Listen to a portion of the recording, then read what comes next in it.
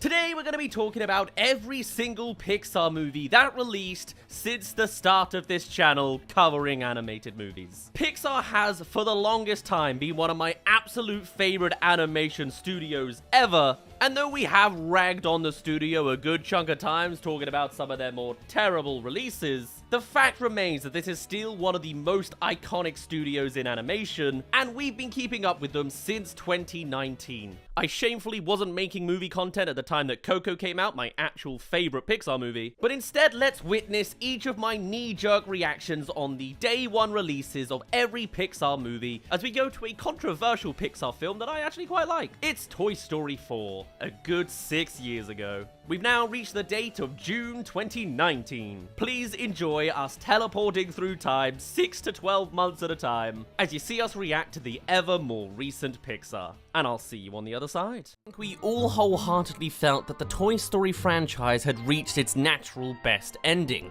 and as one big collective, when we heard the news of a Toy Story 4 in the works, we all let out a giant sigh. Clearly, this was another cash grab from Pixar, banking on one of their most successful franchises. It happened with Cars, it's been a theme of sequels with many of their classics, and the series truly can't end as well as it first seemed with Toy Story 3. And even once the trailers came out, it looked like a fun new avenue Toy Story could explore, but in my head, I could never quite click onto how this ending was necessary, or would be as satisfying as before.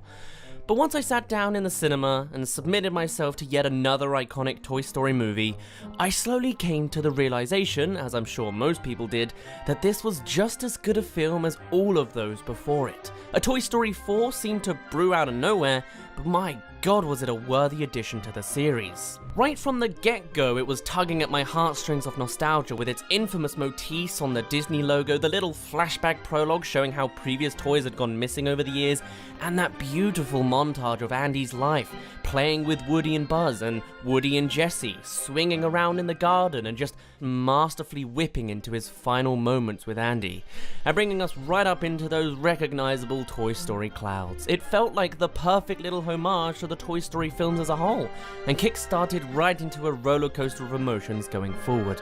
To give a brief, non-spoilery overview of the story, Bonnie is playing with all of her new toys for the summer, and though it all seems pretty normal, it's clear she has different favourites than Andy, with Woody now being the least prioritized. At her first day at kindergarten, Bonnie makes Forky and is clearly her new favourite toy, and Woody makes it his job to keep Forky around Bonnie. Soon enough, Forky escapes on a road trip and Woody follows. They end up at a fair and a nearby antique shop where Woody tries to find Bo Peep instead, who's clearly nearby. Instead, they meet Gabby Gabby, an old-fashioned doll with a defective voice box, something Woody still has working inside of him. And with her being the antagonist, in case you couldn't tell, they run away, but Forky is taken instead. The rest of the movie includes Woody trying to save Forky and get into Bonnie, all while meeting Bo Peep and having her help in all sorts of escapades with some new faces across the park getting into all sorts of heisty hijinks. All under an astounding photorealistic visual design that is always breathtaking to take a look at. And by the end of it all, whether you're happy or sad, there will be tears. It's a modern day Pixar film after all. Without going into detail, the plot seems fairly sidelined and unconnected from the main Toy Story plotline. But in actuality, that couldn't really be any farther from the truth. The fact of the matter is that the original trilogy of Toy Story was all about the toys and their kids, most notably Andy, of course, but the fourth film is the first film to be centrally focused on just the toys. Toy Story 3's ending is all about the process of growing up and moving on, just as Andy had to do in his college years, but Toy Story 4 is about Woody and his natural ending point. And though Toy Story 3 does wrap up everything quite nicely, the only real missing piece is Woody, simply saying goodbye to his friend, but not so much having an integral end like the other characters do. This film is here to fill that gap. Not only is it the ending that wraps up every loose end, but it's also the loop that every narrative finale needs. This film, more than anything, takes us right back to the first film and shows us how far the characters have come, showing Woody's starkly different reactions to having a new toy getting the new favourite toy spot. Now, I think I have the most unpopular opinion when it comes to favourite characters, but honestly, I really like the intensely scary characters of the different Bensons. I don't entirely know what it is about him, but I just find him really funny and someone I want to root for, even though it's clearly not going to work out. And even though they can't speak because they're ventriloquist dummies, only being able to voice a They still end up having more lines than many of the side characters, and that is a common complaint I've been seeing about this movie, but honestly, I can't see it working in much of another way. Toy Story has become a progressively larger ensemble cast that must be impossible to work around, so splitting teams up and focusing less on one of the teams just seems like the only way around it. Each character gets some kind of moment, no matter how big or small, but honestly I feel it's the best that can be done considering the runtime. And though it's subtle, there's even a kind of girl power scene moment during the prologue flashback in Molly's room, as when Bo Peep is helping Woody prepare to save RC outside the window, every toy in Molly's room happens to be female, I think, yet they are just as successful as organizing this little mission. It was nice to see in a way that naturally made sense since this is Molly's room, and not crammed into your face like it was some kind of quota. And it has more of a purpose as well, as it shows Bo Peep was always at least somewhat of a powerful, leadership-y kind of woman, though we never saw it as much in the previous films. It explains an element of her twist character traits. Did you know YouTube's changed the notification bell? Now there's a drop-down menu that decides how many notifications you get from channels, and I can see what percentage of viewers are using that bell, so please click on that bell and choose all notifications, and if you haven't already, subscribe. Thank you. Now I think at this point I'm going to start talking about characters specifically, and we're going to start treading onto late movie stuff, so this is your spoiler barrier warning. If you haven't seen the film, I highly recommend doing it now, and come back to us later. Please come back. Please don't forget me. So, let's talk new characters, because I have some thoughts. There's 6 main new ones with Forky, Gabby Gabby, Giggle McDimples, Bunny and Ducky, and Duke Kaboom. And though I enjoy the variety, and they do have all sorts of little moments, I also feel like something was a little lacking in most of them. Forky, for example, is all about trash at the start, and after a single 5-mile walk with Woody, is dead set on getting back to Bonnie, now realizing he's like her trash. It makes sense so as to not constantly be fighting the trash joke any further, but it still felt a little bit too much of a 180 when I first saw it. I do like how he turned into an oblivious, naive little comic relief character instead though, clinging on to Gabby Gabby and all that. He turned out alright, though he felt oddly pushed forwards by the narrative. Duke Kaboom was also a lot of fun. I loved his backstory and how it linked to him having an actual arc in the main plot as well, and I only wish his kid appeared at the fair somehow, even if he was older, just as a kind of sticking it to the man kind of thing, but that's not really an issue by any means. My real issues are Giggle McDimples and Bunny and Ducky. These two I have some qualms with. Throughout the film, I was rooting for Bunny and Ducky. They were a couple of funny dudes, the classic comedian comic relief, and they had motivation. At the start of the film, they're angry that Buzz Lightyear is taking the top spot to be with a kid, and that's all they want. A kid. It's a simple enough plot, right? Brand new toys want a kid. They end up following on the adventure because Buzz promised them a kid even though he didn't. But fast forward to the end of the movie, and when they're all literally running towards a kid at the end of the pathway, they just kind of stop in their tracks and say, well, goodbye, Woody. What happened to all of their motivations? I get that they're there to be funny, but give them an ending too, please. Even just a simple little scene where Ducky turns to Bunny and says something like, you know, Bunny, I think I could get used to this free toy life. You know, Ducky, I think you're absolutely right.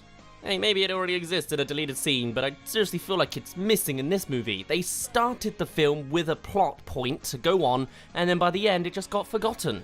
They get their ending of helping other toys getting their own kids in the post-credits scene, but I want proper closure from them first. And then Giggle McDimples. This character seemed almost obsolete to me. She's already incredibly tiny as a toy, but she also doesn't do too much as a character. She's Bo Peep's gossip girl in between the films, she's the misinformed voice on Bo Peep's shoulder when she's mad at Woody, and she gets eaten by a cat.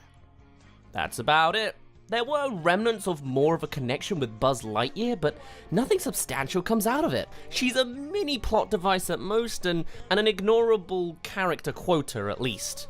Ironically, Gabby Gabby is the most fleshed out and greatest character, but I think everyone can agree on that anyway. Having the twist of the movie not be that the good guy is actually the bad guy, like every other cliche movie has done recently, is nice compared to just the nice and wholesome twist of the villain is just a misunderstood good guy all along. I mean, it's still creepy that the lesson was literally organ harvesting can be good sometimes, which I guess is technically also correct in real life, but still, Gabby Gabby's conclusion is probably the highlight of the entire film. Well, it's got a pretty big rivalry considering it's going up against Woody's conclusion. When the moment clicked at the end of the film about what they were doing with Woody the first time I watched it, I thought it kinda came out of nowhere. It wasn't until I watched it the second time around that I saw that there were just hints everywhere, and I just refused to believe it. Woody almost hopping into the box with Bo in the prologue, Woody being left on the stool even in the montage with Bonnie, Woody being stepped on by the dad when left on the floor, Woody not being picked up when presented alongside Forky in the RV in a single hand, Woody being told he can still learn new tricks, Woody being called lost even when surrounded by literal lost toys. It was all leading up to that cyclical ending of Bo Peep and Woody with one on each side of a barrier, making the decision of where to go next. And it truly was the only conclusion Woody could have. As Bonnie's toy, Woody has little purpose. He's not played with, he's chucked to the side, and now that Forky has finished his arc, Woody can't even have the job of making sure Forky does his. All that's left thematically and naturally is for Woody to be left behind. To spend the rest of his days out there in the world, seeing the sights alongside Bo Peep. And though I kinda wish we could have held that goodbye a little longer, maybe a flashback with each of the old classic characters rather than a fairly rushed group hug considering the context of running out of time, but in the end, it was the ending I didn't know we needed, the closure we unknowingly always wanted. Throughout the film, there's themes of being lost, being loved, and having a purpose or being yourself. And Toy Story 4, I feel, wraps all of that just fantastically in yet another unmissable Toy Story movie. The Toy Story films always manage to surprise me with just how creative and imaginative the writers get with the concept of toys, and it only increases with this film too. Though some parts are getting more and more ridiculous. The amount of meddling the main group of toys do to Bonnie's family is definitely getting intense. Hijacking the RV, bursting its tires, and even just outright speaking to them in such a desperate plea. My goodness, I don't think I can handle another Toy Story film, and I'm not prepared for how far the toys will have to go next time. But if a Toy Story 5 was to make an appearance, or even a Toy Story 1 reinvented with the new technology, it's adamantly clear that Pixar is still the best in the business, and whatever they create, it'll be another amazing masterpiece. Though the fact that Forky's knife wife didn't also run to the trash bin in that one post-credit scene was a big missed opportunity, and I really hate that Benson's finale moment is literally being screamed at by a fully grown adult. What a lovely, harsh reality ending for him. Now we just have to wait for the next phase of Pixar movies now that the load of classical sequels era is done. It's onwards to the innovative and the original from here. Alrighty, well now we're about to dive headfirst into the lockdown era of Pixar movies. And it's the kind of things I don't see people talking about very much anymore. You never hear anyone else talking about Onward, but now we will. Right on the edge of that lockdown era, it is March 2020 now. Enjoy. I'll be honest, I'm a bit of a cynic. I don't know if it's from being on the internet too long or for just growing some standards, but I don't like a lot of films that get chucked our way these days. There's a lot of crappy new films, especially so with kids' films. But Pixar is always said to be the beacon of genuine good content 90% of the time, and despite knowing that, lately, I've seemed to be automatically against Pixar's project ideas. I was all for The Incredibles 2, but as a sequel, it was nothing compared to the original, and Toy Story 4 felt like such a cash grab until we actually watched it and saw that it wasn't at all. And yet, even though that was literally my last interaction with Pixar, for this year, I wasn't so confident in them again. I've already voiced plenty of my complaints about Soul and the direction it seems to be going, but another project I wasn't so keen on was Onward. I don't know exactly what it was about it, but the trailers just didn't hook me. The world seemed interesting, or at least unique, but the story and themes felt like they were done before. A magical quest of two sons trying to revive their father. What do you think the odds are there'll be a bunch of magical hijinks until we reach the end where there's only a 30-second tearjerker scene with the dad with the real Pixar-y ending, right? Looking at the whole picture, nothing really seemed to stand out. It was alright, but it didn't seem like that god-tier Pixar content, you know? So now here we are. The film has released some pretty good reviews. Critics are around 86%, whilst audiences are way up there. This is apparently a good film. And despite all of my concerns, apparently it was all for naught, as Pixar has done it again, flexing once again on why they are labelled as one of the best animation studios in the industry. But something in the back of my mind isn't satisfied. Looking at the wider context of Pixar, we are now diving into a new era for them. All of their big franchises have come to an end, and sequels are no longer in their mind. It's a hard task facing Pixar now, as they have to essentially create pure gold out of solely original concepts. That's incredibly difficult, especially for Pixar, a studio that has to contest against some of the greatest animated films of all time. They're at such a high standard that I can't imagine how difficult this new era must be for Pixar. So Onward is now our first film into this new era, and it's good. Better than many other family-friendly productions being produced right now, it harbors not so much on more mature themes, but themes of adulthood rather than childish wonder. Almost like Pixar is growing up with parts of its audience again. And that's nice. You know what Onward isn't? It isn't great. I gotta say it. I enjoyed watching it once, but that's probably the extent that I would go. Once. Obviously, Pixar has an uphill battle going on here, but something was intrinsically missing. Let's start with the characters. Pixar isn't really one for flat-dimensional characters. In the past, we've seen characters tackle all sorts of external and internal challenges, oftentimes linked into the movie's themes with one big fantastical revelation by the end of it all. In this film, there's some of that. Our main protagonist, Ian Lightfoot, is your wimpy shy guy trope. You know the one. He's scared of his new high school, not got a lot of confidence, and yeah, he looks a little familiar too. As a basis, that's not the most gripping character. It's a stock character. As the journey continues, he becomes able to wield magic and grows confident and bold as he does so. That's also pretty samey to your standard story though. There is one big revelation that the character has right at the end of the film, which I would say is this film's greatest highlight, but we'll tackle that as its own thing a little later on. Our second guy is Barley Lightfoot, the screw-up older brother on an endless gap year. Confident, magically informed, and kinda useless. Again, while not a specific example, he's still kinda tropey. He's a deadbeat, happy character. As the journey goes, he becomes less useless, even driving the plot forwards at times, and the ending gives him his own emotional wrap-up. But again, he doesn't stand out as a highlight of the film, just another accent to just how it is. Does that make sense? When watching Toy Story, Woody's characterization speaks volumes, as does Sully's, same with Dory's, etc. And while these guys aren't flat, they're also not the pinnacle of character creation. They're just normal boys that you kind of have seen in many other films before. As for the villain, there isn't really one. It's a quest story. The closest we get is that stepdad trope, though he never really gets to achieve anything with them, other than giving them an excuse to take some risks, I guess. And the, let's say, blockade at the end of the film is just voiceless. It's not really a deep villain. He's just a brute rival with no intelligent addition to the plot or its themes or anything. The story just has things happen. There's not really a whole lot of depth or meaning other than that one ending moment, and that alone isn't enough to save the film. Now, before we dip further into this breakdown, if you like what you see, do consider subscribing. You know how this all works, and I know how many of you are watching unsubscribed. So hey, I've been mentioning theming a few times already, but what actually are the themes connected to this film? Well, even there, I'm kinda beat. It's about fatherhood and being a family, but that only really ties in through the fact that the dad is half there, and the characters want to bring him back. The two get closer as brothers over the adventure, but I would argue that that would happen with any two characters on a journey together. It's not family exclusive, though they try to curve it that way at the very end.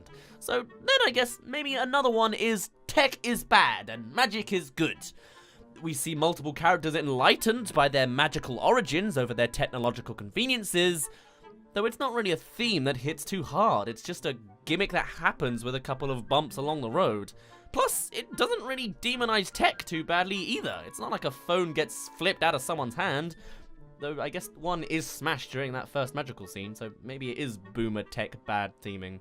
The only other stretch I can find for a theme is that it's about adulthood and growing into a man, since our protagonist is newly 16 years old. And he grows some confidence and extra respect, but it's not really linked back to him throughout, as it's just the natural progression of the story. He's got a to-do list of things he wants to do, but it's more like what he wants to do with his dad, not what he wants to do to be a man, and, you know?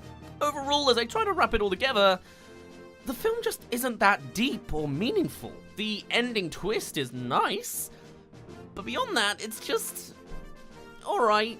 It's not quite what you'd expect from the Pixar, you know? But you know what, let's dig a little deeper and tackle how the actual story tries to lay everything out.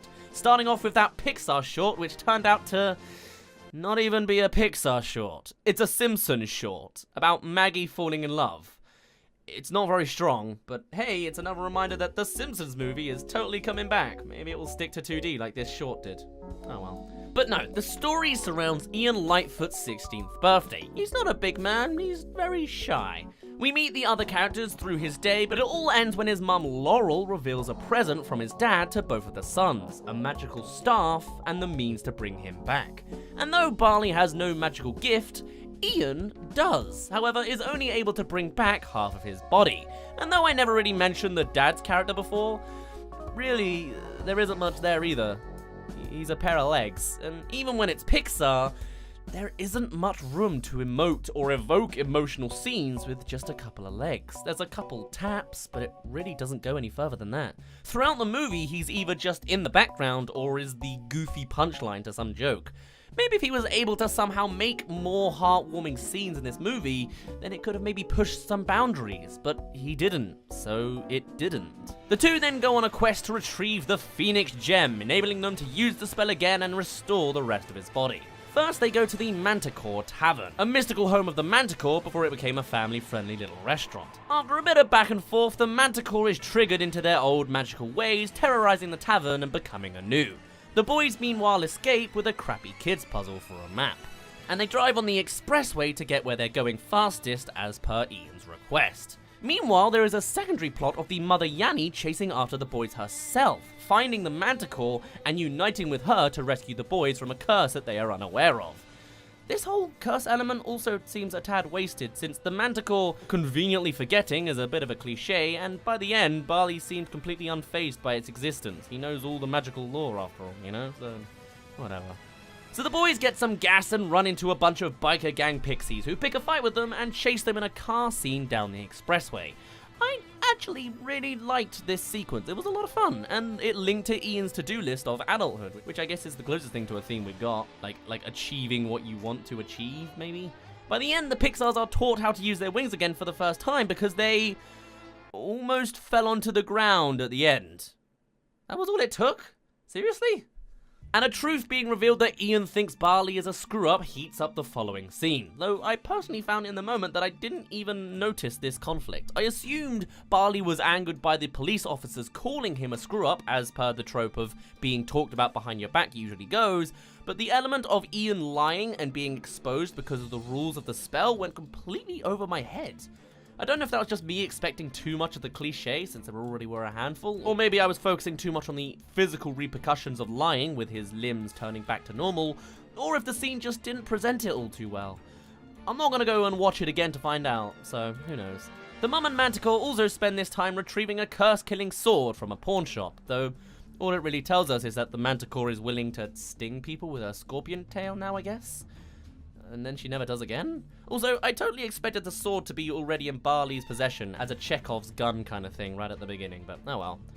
With Barley angry with Ian for believing he is a screw-up as the spell exposed, he uses this to convince Ian to trust in him and take the longer pathway rather than the expressway. His gut says so, so they do. And in doing so, they reach a bottomless pit. Once again, Ian must use magic in order to pass, though unlike his previous attempts, he actually succeeds. Wow. Though you can see where it can all go wrong in the scene. In fact, you've probably already seen it online. Actually, this whole concept, I'm pretty sure, has been done before anyway. This film is so tropey. By this point, their stepdad has joined the chase, and it's just a mini chase scene for a moment with the stepdad to not really contribute much, really. The moment of the van being destroyed, though, is actually pretty cool with the music and everything, and further shows Barley as less of a screw-up, which is pretty cool. A little character-driven moment. One of the few. Finding a clue and following the river, we finally get a little more character out of these characters, with Barley admitting his memory of a regret with his father choosing not to say goodbye when he was sick and covered in tubing. I personally really liked this detail. It suddenly gave us a real-life scenario that I imagine many of us have gone through at some point in our lives, despite the fantastical elements that are the reality of this world. And though it was brief, I would have loved to have seen more of that earlier somehow. Some heart, not just heart's fire speech, you know? Coming to the end of the river and a small booby trap that a pair of legs can solve, the boys find themselves back at school. They've just done one big loop. Angered by their failures, they split up, blaming each other. Also around this point, Laurel and the Manticore crash their car thanks to a flying pixie and choose to fly themselves with the Manticore's giant bat wings. Alright, I guess that's an attempt to wrap things up with the pixies to influence the earlier event, whatever. With the third act breakup, Barley reaches an old fountain being deconstructed by the bad modern world and finds the hidden Phoenix gem within it. Meanwhile, Ian sits with his dad's legs reminiscing on his to-do list and coming to discover that... okay, this is the spoiler time, people, so this is the point where we're going to actually talk about the major highlight of the ending, so be aware of spoilers. He comes to the discovery that everything on his list is not for naught with his father. Although the things he wanted to do he can no longer do with half a father, he realizes he's already achieved them all in this day with Barley, essentially his replacement father figure. His father's not been in his life, but his brother's been looking after him this entire time. Reinvigorated with a newfound respect, the two meet up, and the ritual to revive the father begins. And it's as slow as humanly or non-humanly possible. With the gem taken, the curse begins, awakening a dragon beast built out of the school building with a goofy mascot face and all. And to their aid flies in the Manticore with Mother Yanni, and curse sword in hand. The fight happens until both are semi-defeated, so in a last dash of desperation, Ian is the one who chooses to join the fight, leaving Barley to talk to his dad alone. With his newfound confidence and magic, he fights the dragon and defeats it with a curse-crushing sword. But he is injured and blocked away in the process. And though he can't physically reach his father, he just about has a peephole to witness from a distance the 30-second conversation his brother Barley gets to have before vanishing away forever. This was impactful. After all of this build-up, all movie, you never even get to hear the final conversation. It's just a distant spectacle. Your imagination can fill the gaps. But it turns out this film was never about Ian and his father, because Ian had his father figure. Barley was the one with the regret that could finally be aired out, saying a final goodbye to his father. And that's strong. But at the same time, it could have been stronger. Pixar really has a thing these days for endings that just make you cry, but this one felt a little out of left field in the last few minutes. And maybe if it was hinted at least a little bit sooner, or as part of a bigger overall theme, then maybe it could have been stronger. But Toy Story 4, Coco, and all sorts of other films simply hit harder. And while it wasn't the ending I expected, but one I liked to see, it was a little formulaic for Pixar's sake and absolutely did not save the entire film. But it did improve it a fair bit, and hey, the father actually appeared, unlike my original prediction that this was going to be a trick by a villain and that the man being created was a baddie all along. So as the father fades away, no chats with anybody else, no Laurel, no stepdad, who I guess just sort of appears too late at the end and does nothing, and no Ian either. A sense of satisfaction still fills the air. And as an epilogue, Ian is a confident wielder introducing magic back into the world, whilst Barley gets a new van and connection to his dear old brother. Also, that stepdad is accepted into the family a little more. A bit of a subversion for the bad stepdad trope, you know? But he wasn't all that bad. And wasn't all that helpful either, so he was just kinda there. And with that, the film ends on a final shot of an old family photo of the two of them and their mum. As a family without the dad, with Barley as the one to look up to, as a reminder of how dissatisfied they were at the time? I'm not entirely sure. That final shot didn't quite hit a spark with me, but one way or another, that's your ending. It was good, but it didn't well you up with all too many emotions, yet didn't entirely let you down either. It was a whole lot of events, but not as much substance as a typical Pixar feature. It was a lot of alright, and that's about it. Obviously, with it being Pixar, the animation is superb, as is the voice acting and all of the other production elements, but the story leaves a lot to be desired, and the depth just kinda isn't there. It's not a cliche-filled generic slop, but it has a lot of tropey elements, some subverted, some the same, and while the world is unique, the events are strangely familiar. The ending was nice, but the build-up behind it and the foundations that laid everything out simply couldn't hold up to the expectations of prior Pixar projects. And the predictable beats were all there, and 90% of the time being followed. It's not generic, but it was familiar and simple. But that's just my opinion as a cynic who's watched too many films and spent too much time on the internet. I have a lot of faith in Pixar as a whole, but this year is leaving me with a lot more concerns than reliefs. I never even got around to mentioning the jokes, as the best ones were kinda all in the trailer, and even then, nothing really felt laugh out loud funny. It's not as cringy as some other films seem to be shaping themselves, but it also didn't feel like much of a comedy. It was just a light-hearted yet semi-serious adventure. Let's just hope that Soul doesn't fall down the same pitfall here. I think that movie was very much an interesting time capsule, being particularly Marvel celebrity coded, but I do like some of the things it does. I might do a scene breakdown at some point on one of those scenes. But now let's move on to the next controversial take of ours. There's more as we get more recent. This is modern Pixar, this isn't classic Pixar. The date is September 2020. We're now going to talk about my thoughts on Pixar's Soul. Well, here we are 1 year later. One of my biggest videos of all time so far on the channel has been my Why Pixar's Soul Concerns Me video. Should I have made a 20-minute video essay on assumptions and early judgments? Maybe not.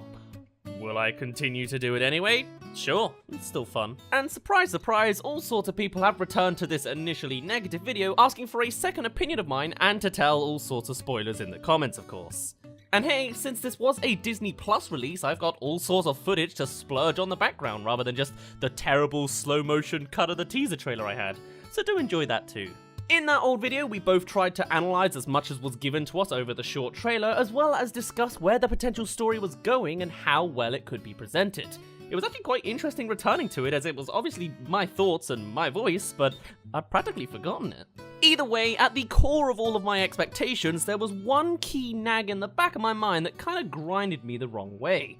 I'd been a fan of some of Pixar's latest movements to tell stories from alternative cultures to what is typically covered on the big screen, Coco being one of my personal favorite Pixar films of all time, with its fantastic exploration of the Day of the Dead in Mexican culture. And clearly, Soul was setting itself up to be an African-American story, stitching together connections to jazz, communities, families, and life, as well as the universal confrontation of death that comes to all and every race.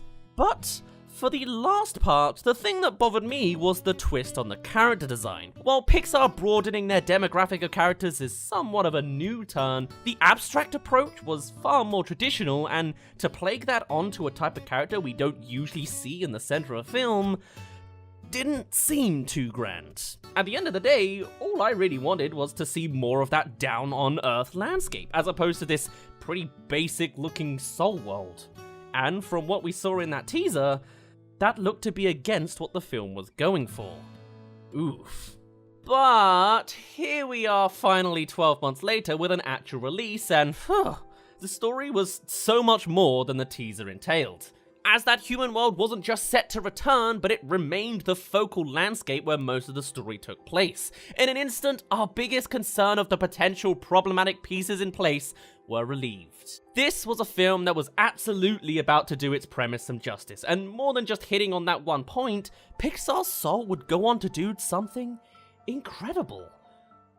Kinda. Taking the theme of death so head-on is heavy, and trying to do that while ribboning it up for a kids movie is an incredible feat to tackle. Soul will likely go down as one of the most mature and thought-provoking Pixar films ever made, with a great messaging and wonderful animation to boot. I mean, I may have been ragging on the Soul world in the first video when it was just a concrete-looking floor, but seeing all of the systems in the full thing, like Joe falling through dimensional layers with water physics and musical strings, it's just incredible to see, even if it's not on the cinema screen.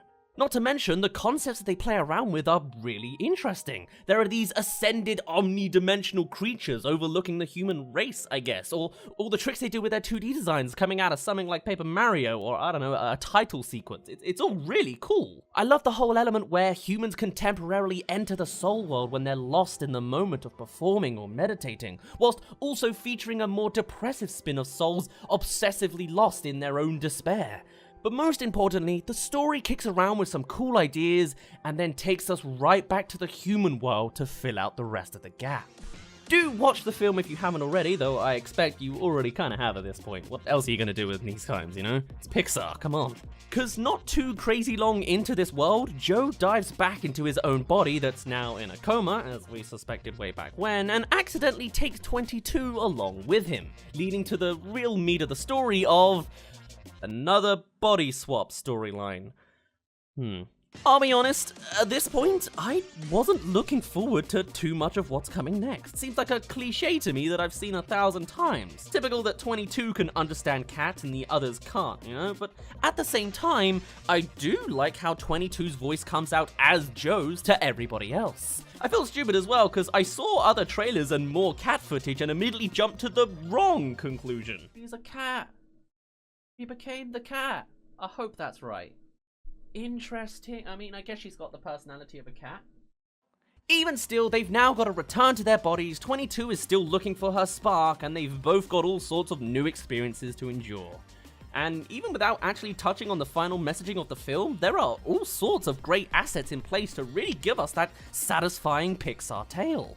And I really enjoy the directions they go with 22 in Joe's body. Realizing the passion of music through Connie, or getting invested in speaking her own mind to other people in the barbers. Or how Joe learns more about the people around him simply through 22 acting differently in his body. It really opens up fantastically to tell this story of a changing in perspective and understanding of life.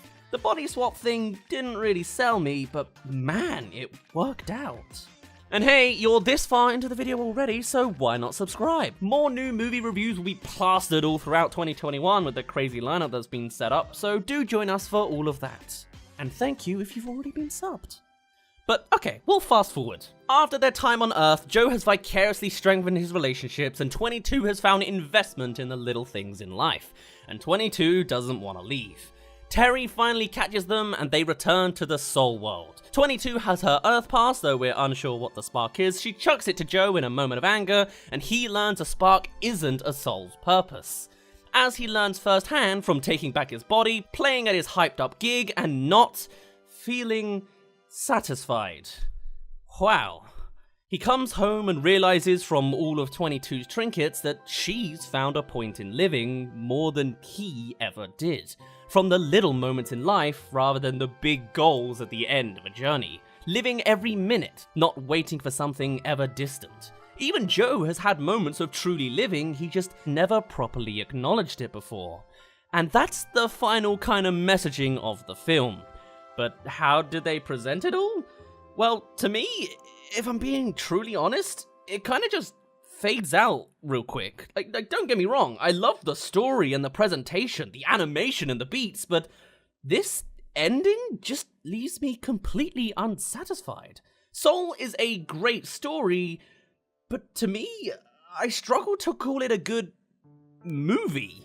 It kind of makes me nervous to say that, because my thoughts clearly don't seem to be the popular opinion, but this whole final act at the end of the film just doesn't bring it together for me. So, okay, here's how things pan out. Joe, in making this revelation, starts to use his meditative soul superpower in order to return to the soul world. Bit shaky already, but kinda cool how it calls back to how all the humans can do this, but bit of a leap maybe that the hippie guy just magically finds him in seconds, enabling him to hop out of the zone and onto the ship, but we'll go with it. Furthermore, we learn that 22 has become a lost soul in the deserts, obsessed in despair as we saw beforehand too. Nice! And in chasing after her, I realized here at this moment that this film doesn't really have much of an action sequence. Not that it necessarily needs one, but the film is an awful lot of walking and talking, the simple things in life. To be fair, I'd been pretty invested up to this point, but I was also thinking at this moment, would this presentation have been interesting to kids too up to this point? I don't think I would have gotten into this when I was young. maybe the goofy walking is enough and the wonder of the soul world? I don't know. Either way, this is the moment to rectify all of that. Action sequence time is now. And it's quiet. Running on sand with blippy music that doesn't follow the action but just vibes in the background. Very jazzy, I get it.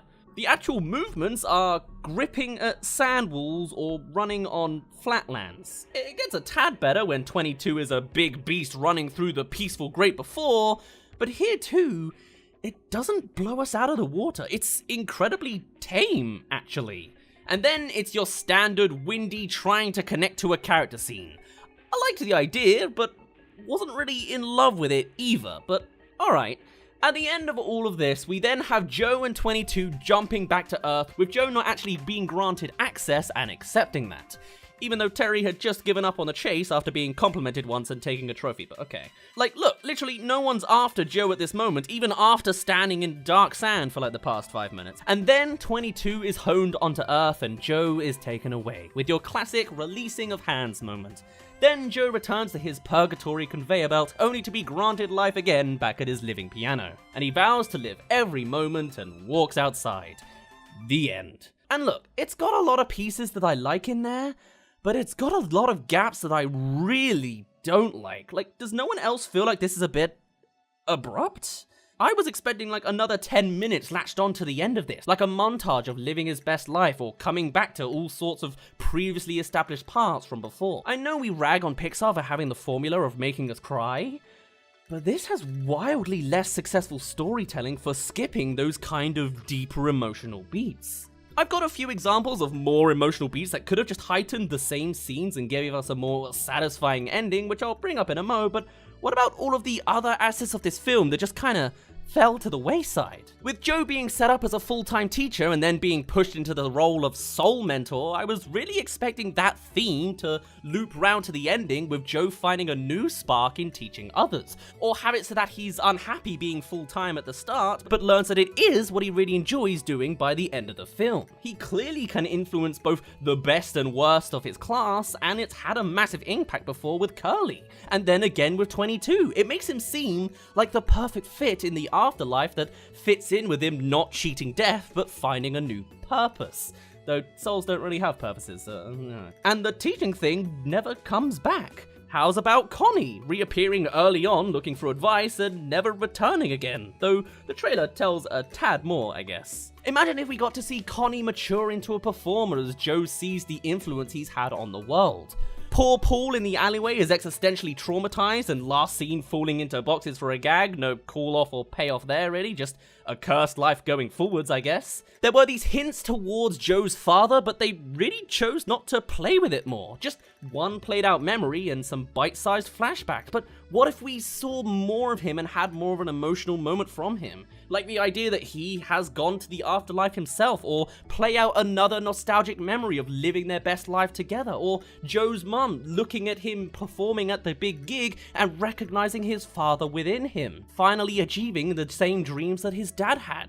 It's cliche, sure, but it really brings out more of his musical arc and just makes things a bit more investing? Also, it's a tiny thing here, but we also established like cat scratches that only appeared in that one moment to make 22 move that one time. Or speaking of the cat, we get another micro gag of its soul being put on the conveyor to the great beyond. Dark, but then it magically returns to his once it's emptied. Couldn't it have worked out that Terry counted that there was one extra soul as well as one missing? Like, all we needed was like Terry to come through with the cat soul in hand saying, you know, this one's not where it should be. Like a simple payoff that makes it seem more involved in the story. But that's just not in the gag formula for this film. I'll talk more on the gags in a minute, but let's talk about Terry a little more, shall we? Easily the weakest and most absurd character in the entire story, they wholeheartedly disappoint me. From the major points to the small. Terry is the closest thing to a villain we get, right? Being a to-the-numbers being searching for order and mistakes to be ironed out. Always chasing Joe, right? But there's so little for her character to do that when first discussing the error, she spends several story beats scanning through endless files just so that she doesn't burst into the story too early. She's only got one thing to do anyway. Her design? Fantastic, alright? I love what they do with her in ways of animation, but story-wise?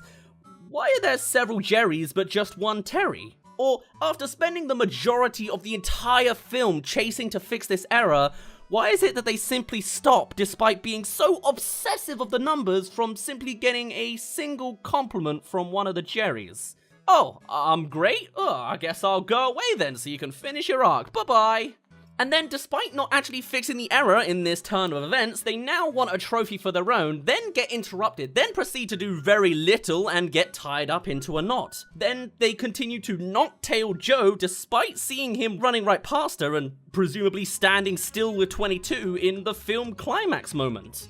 They're just fooled by simple tricks. I want to like the character of Terry, I really do, but they come off as just as flat and two-dimensional as their physical design. If these are abstract-shaped beings, why can't Terry get gigantic against the Lost 22? Or why not heighten that action scene by also tailing Joe here as some sort of massive deformed beast, making it like a three-way chase, at least making it more than pitter-patter on the sand? Their character just doesn't do anything. And even if they didn't take the evil brute route or something and had her as a realistic character just wanting to sort the numbers out, why couldn't they have her confront Joe and talk with the conflict? Like, clearly, Joe improves their work in the soul world and can be bartered to pass. Or Terry sees delights of the human world themselves and learns not to be obsessing despairingly over numbers for their job, like the main messaging the rest of the film is trying to take. They're not really a big villain of a character, but they're not really deep or interesting beyond animation either. Or how's about some of the other minor things? I thought 22 Spark was gonna end up being public speaking or something, like liking to chat. But I guess that's just living in the moment? To me, the barber scene is the climax of the film. It's as good as it gets with Joe's realization that he doesn't know his friends. The ending has none of that kind of satisfaction to me. Robert, the replacement band guy, is just kind of brushed to the side once Joe appears. How convenient and easy of a conflict to solve there. And ain't it lucky how Bjorn Borgensen randomly appears as a name tag by pure luck? Well, like, is he dead? Where did he go? There's also a lot of quick style gags that really fall flat. I guess this one comes down to directing, but a lot of this just do it quickly and quietly. And also quickly. Just sucks. Or will suck as a dated joke in the future. I like this one though. I was existing as a theoretical construct. I heard that. Or what about those visual gags? They don't really play well enough to get a laugh out of me. Is no one in the world really bothered by Joe walking around in a hospital gown other than Dorothy? Is the hospital themselves never gonna try and tail Gardner as a missing patient either? Oh yeah, also the whole cliche climax moment kind of relies on a seed teleporting to the soul world with Joe, but isn't that a living thing? And also Joe's not wearing clothes in this dimension other than a hat. Really, none of this makes sense. And his Earth pass just magically returns to his soul body too. In reality, did Joe fall into a coma, get an aneurysm in the underground, and then again at his piano when he's dead in these soul moments? I'm sure I'd have more questions if I watched this a third time. The idea of these ascended beings is really interesting to me, but I guess it makes sense that they didn't really delve further into that. But for me, I kinda wish they had. The mosquito-style zapping out of life is horrifying, and it looks like there's all sorts of extra details to be found in the unused trailer footage with all these different angles. But at the end of the day, this soul is the final product. I can understand where a lot of people love this film, but for me, it just doesn't hit in the same way. To me, this feels like the substance of a short film that got extended for a theatrical release, yet at the same time, it was rushed and not allowed to reintroduce every element placed down. The messaging, while nice, is baby's first existential conclusion, yet this film doesn't feel very applicable to kids. I struggle to see the enjoyment for those of a younger age. This film will be hailed as boldly mature with great adult themes, but as a movie, I'm unsure of the demographic and the replayability of it. As a kid, I feel I'd accept watching it once, but it's not got the meat to bring me back. And the ending certainly doesn't have that Pixar payoff. Imagine if in the end we don't have the let go moment with 22, but rather it zooms in on her falling to Earth and zooms out again to reveal Joe is already gone, with him now accepting death to not together where he was at the beginning. Imagine if he wasn't just given his life again to step outside, but rather he either passes on here or becomes a souled mentor, witnessing the lives of the people he touched. Curly, Connie, heck, maybe even the barber, and of course 22. Not seeing who she becomes really feels like something's missing. I mean, I guess childbirth really doesn't fit in a kids movie, but still. What if Joe does return to the human world? He watches Connie on like her first performance somewhere, and then on the street nearby, walks past a young toddler giggling to her mum in the exact same way that 22 has done all throughout the film. A hint to her life in the real world. Either taking a sense of growing characters in the real world, or the intensity of accepting goodbyes and moving on into another dimension. Instead, we have Joe unsatisfied as a full-time teacher and unsatisfied with his dream gig too, living every day rather than waiting for something bigger, but no montage to see it and just a message to the audience to like what they have. No big finale, no climax of action or a heart-wrenching story beat, it just kinda ends. And to me, the big scenes that are supposed to be the climax are either cliche or undercooked. Maybe I can't read it right because I'm not the target audience. This film seems to resonate mostly with older audiences a little more lost in life to some capacity. Those who relate to Joe Gardner, of course. I don't. Not as much as others do, anyway. To me, this film has nice ideas, but doesn't spend time to properly explore it in the story. It has all of the assets and the opportunity, but it just doesn't have that final spark. So for me, it just doesn't get a pass. It's the final act that truly let me down. Not quite having the resolution that wraps everything together, but hey, I may have been awfully negative through all of this. If I do have to say one extra positive thing, Ratatouille is looking great. See, that's how you do a gag. Like, why did so many of these, Pixar's Soul did something incredible. It's daring enough to try something different, go a little bit against the formula of big climaxes, and tells a nuanced, mature story of life and what to do with it. It's clearly struck a chord with all sorts of new audiences, and if it works with children too, then that's a big thumbs up. And though I didn't enjoy the payoff of how everything finished, if you found Soul to be a real gem, then enjoy it. It's the little things in life that matter anyway, living minute to minute. I did like the film of Soul, but that final chunk really leaves a bit of a flat ending to me. But hey, I'm just one guy on the internet, and there's plenty of other Pixar films to choose from coming soon anyway. Now, was I a bit too harsh on it? Maybe. I could see the argument. Nice to see a movie cover existential life philosophy anyway. Maybe it's just not for me. So we're now going to move on to the rare appearance of Pixar's Luca, which I think I only reviewed on my second channel for some reason. I don't know what I was doing at the time. Finally, we're back to the month of June, now 2021. But in case you never saw it before, come see our thoughts on this Italian film. There's spoilers for this movie. Be aware. Okay, cool. Chuck that in at the beginning, editor. Thanks. Now, there's a movie that came out recently. Pretty big movie by a pretty big studio. And it is, of course, the big boy, Luca. You can tell by this wonderful shot of a fish. This will be then, I guess, our official thoughts and moment to talk about Luca. But, as Parabima has requested, I am not allowed to actually say the word Luca. Let's see how this goes. So, here's our...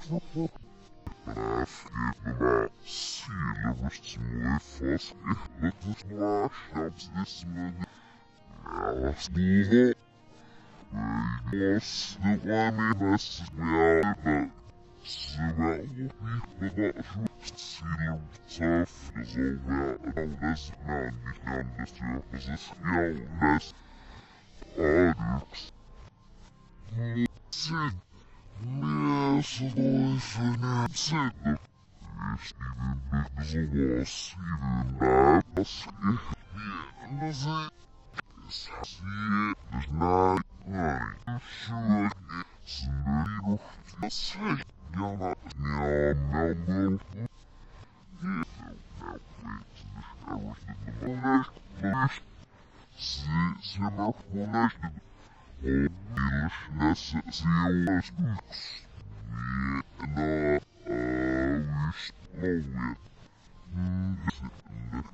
Wist lowe. Das erfaren de toe. Dat ik ibba snabbiget snabbenog. Ja, nesna. Snabba halisvimmer. Snigget så snit. Alla. Snabbt jalvanog. Het namer wunsch snikna. Sielnamer weeps nicht. US orifi. Ja, snaps er was de enige. Ja, rush me de was nicht. Dat zie de last van de schreeuwtjes is namelijk. De was het niet voor de schreeuwtjes de ogen. Das eine ich hab mir zerschnitten. Stelle. Schneeschnitt in direkt skippen. So found is now finally attracts sich gelbi. Es gelbi name die Fossas miss the all. The nicht. Het must je precies nog iets meer snurren snemme spelen moment. Ze vliegen was nog niet je. Je hoort slecht soms. Het kan gaan af. Ze zijn er. Ze loopt. Niet. Zit. Daar was een loopse vet. Ze gepraast en op zoek. Schep als de ringen ik in de uitwas. Och, echt. De meerwoorden afnussen. If yes, waar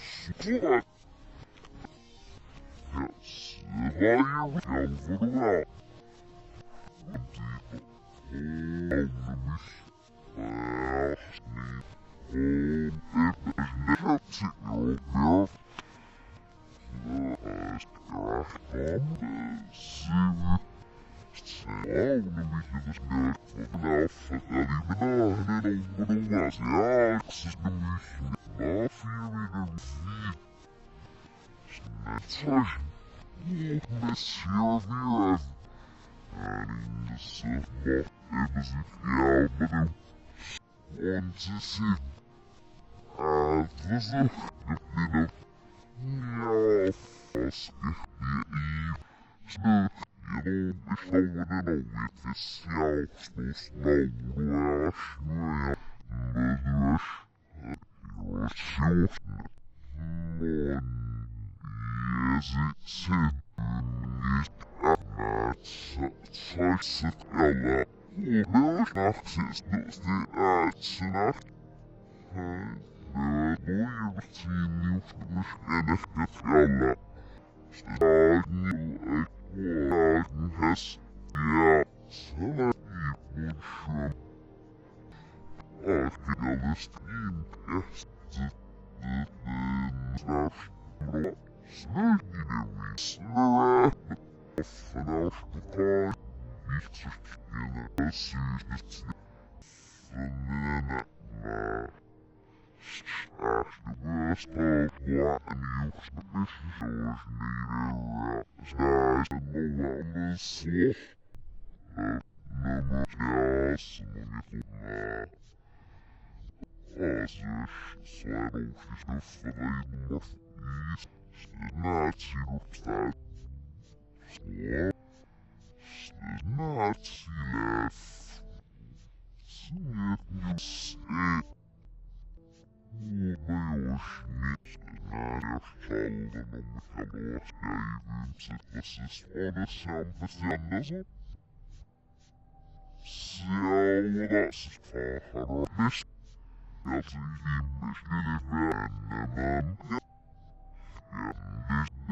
vager als je misschien en het zeker dus echt dat het was niet aan waar de bekende geluidjes is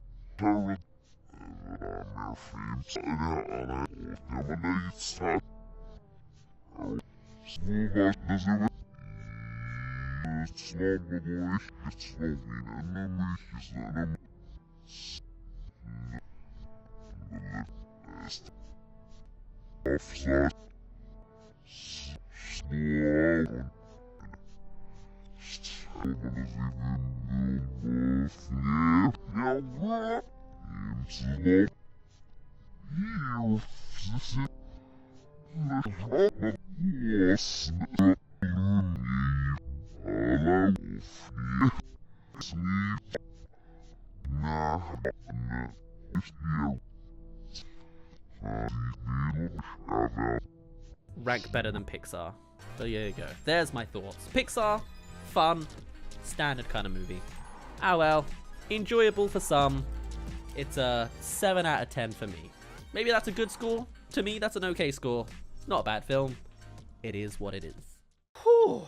And after a good 3 or 4 films in the lockdown era, we are now right out to the other side. But it's not necessarily better for Pixar. This is possibly one of the worst Pixar movies in recent years next. So much so we've also done a dedicated terrible on it. It's June 2022. But as a day one review, here is our initial thoughts on Pixar's Lightyear. If you're worried about spoilers in this video, fear not. I'll be putting in this obnoxiously large spoiler text whenever we're talking spoilers. Delayed towards the latter part of the video. So hey, Pixar released again. I know it happens like twice a year, but this is one of those studios that really just hyped me up for their next installment every time. Not to mention, this time it's Lightyear. Mad Lads actually made a Toy Story 5.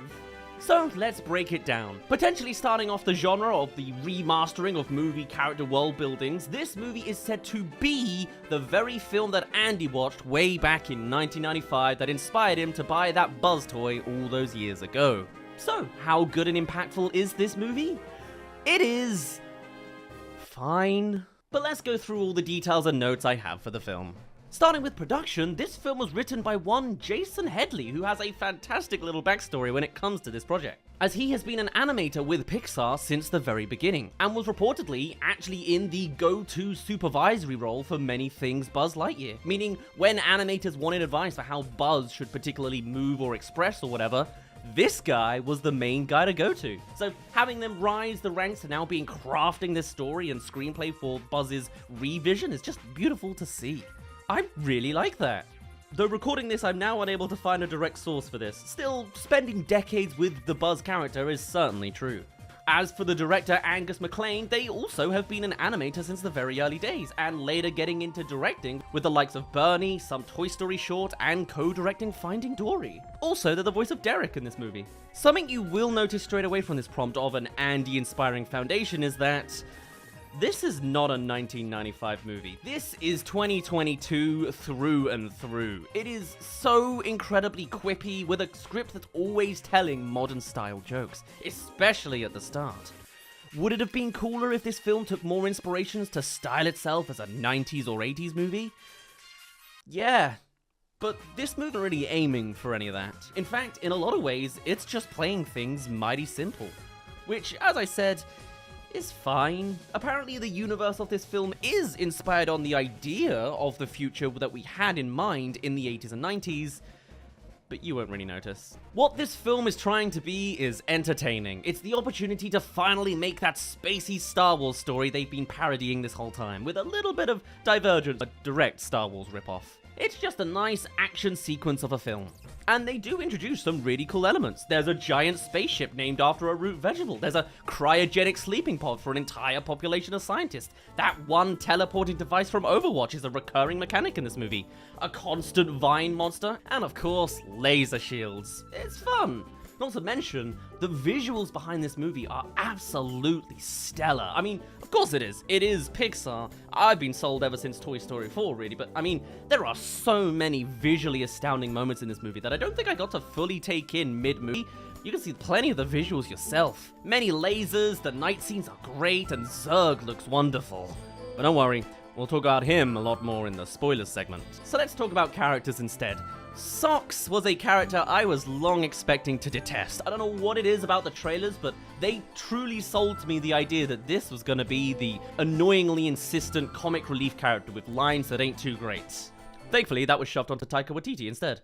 Socks, in fact, ended up being my absolute favorite character in the whole film, and I'm pretty sure I've heard many other people say the same. Socks is essentially the R2-D2 of the Lightyear world, attaching into computers and adding quips, except they speak actual dialogue, and they just have a lot of fun interactions.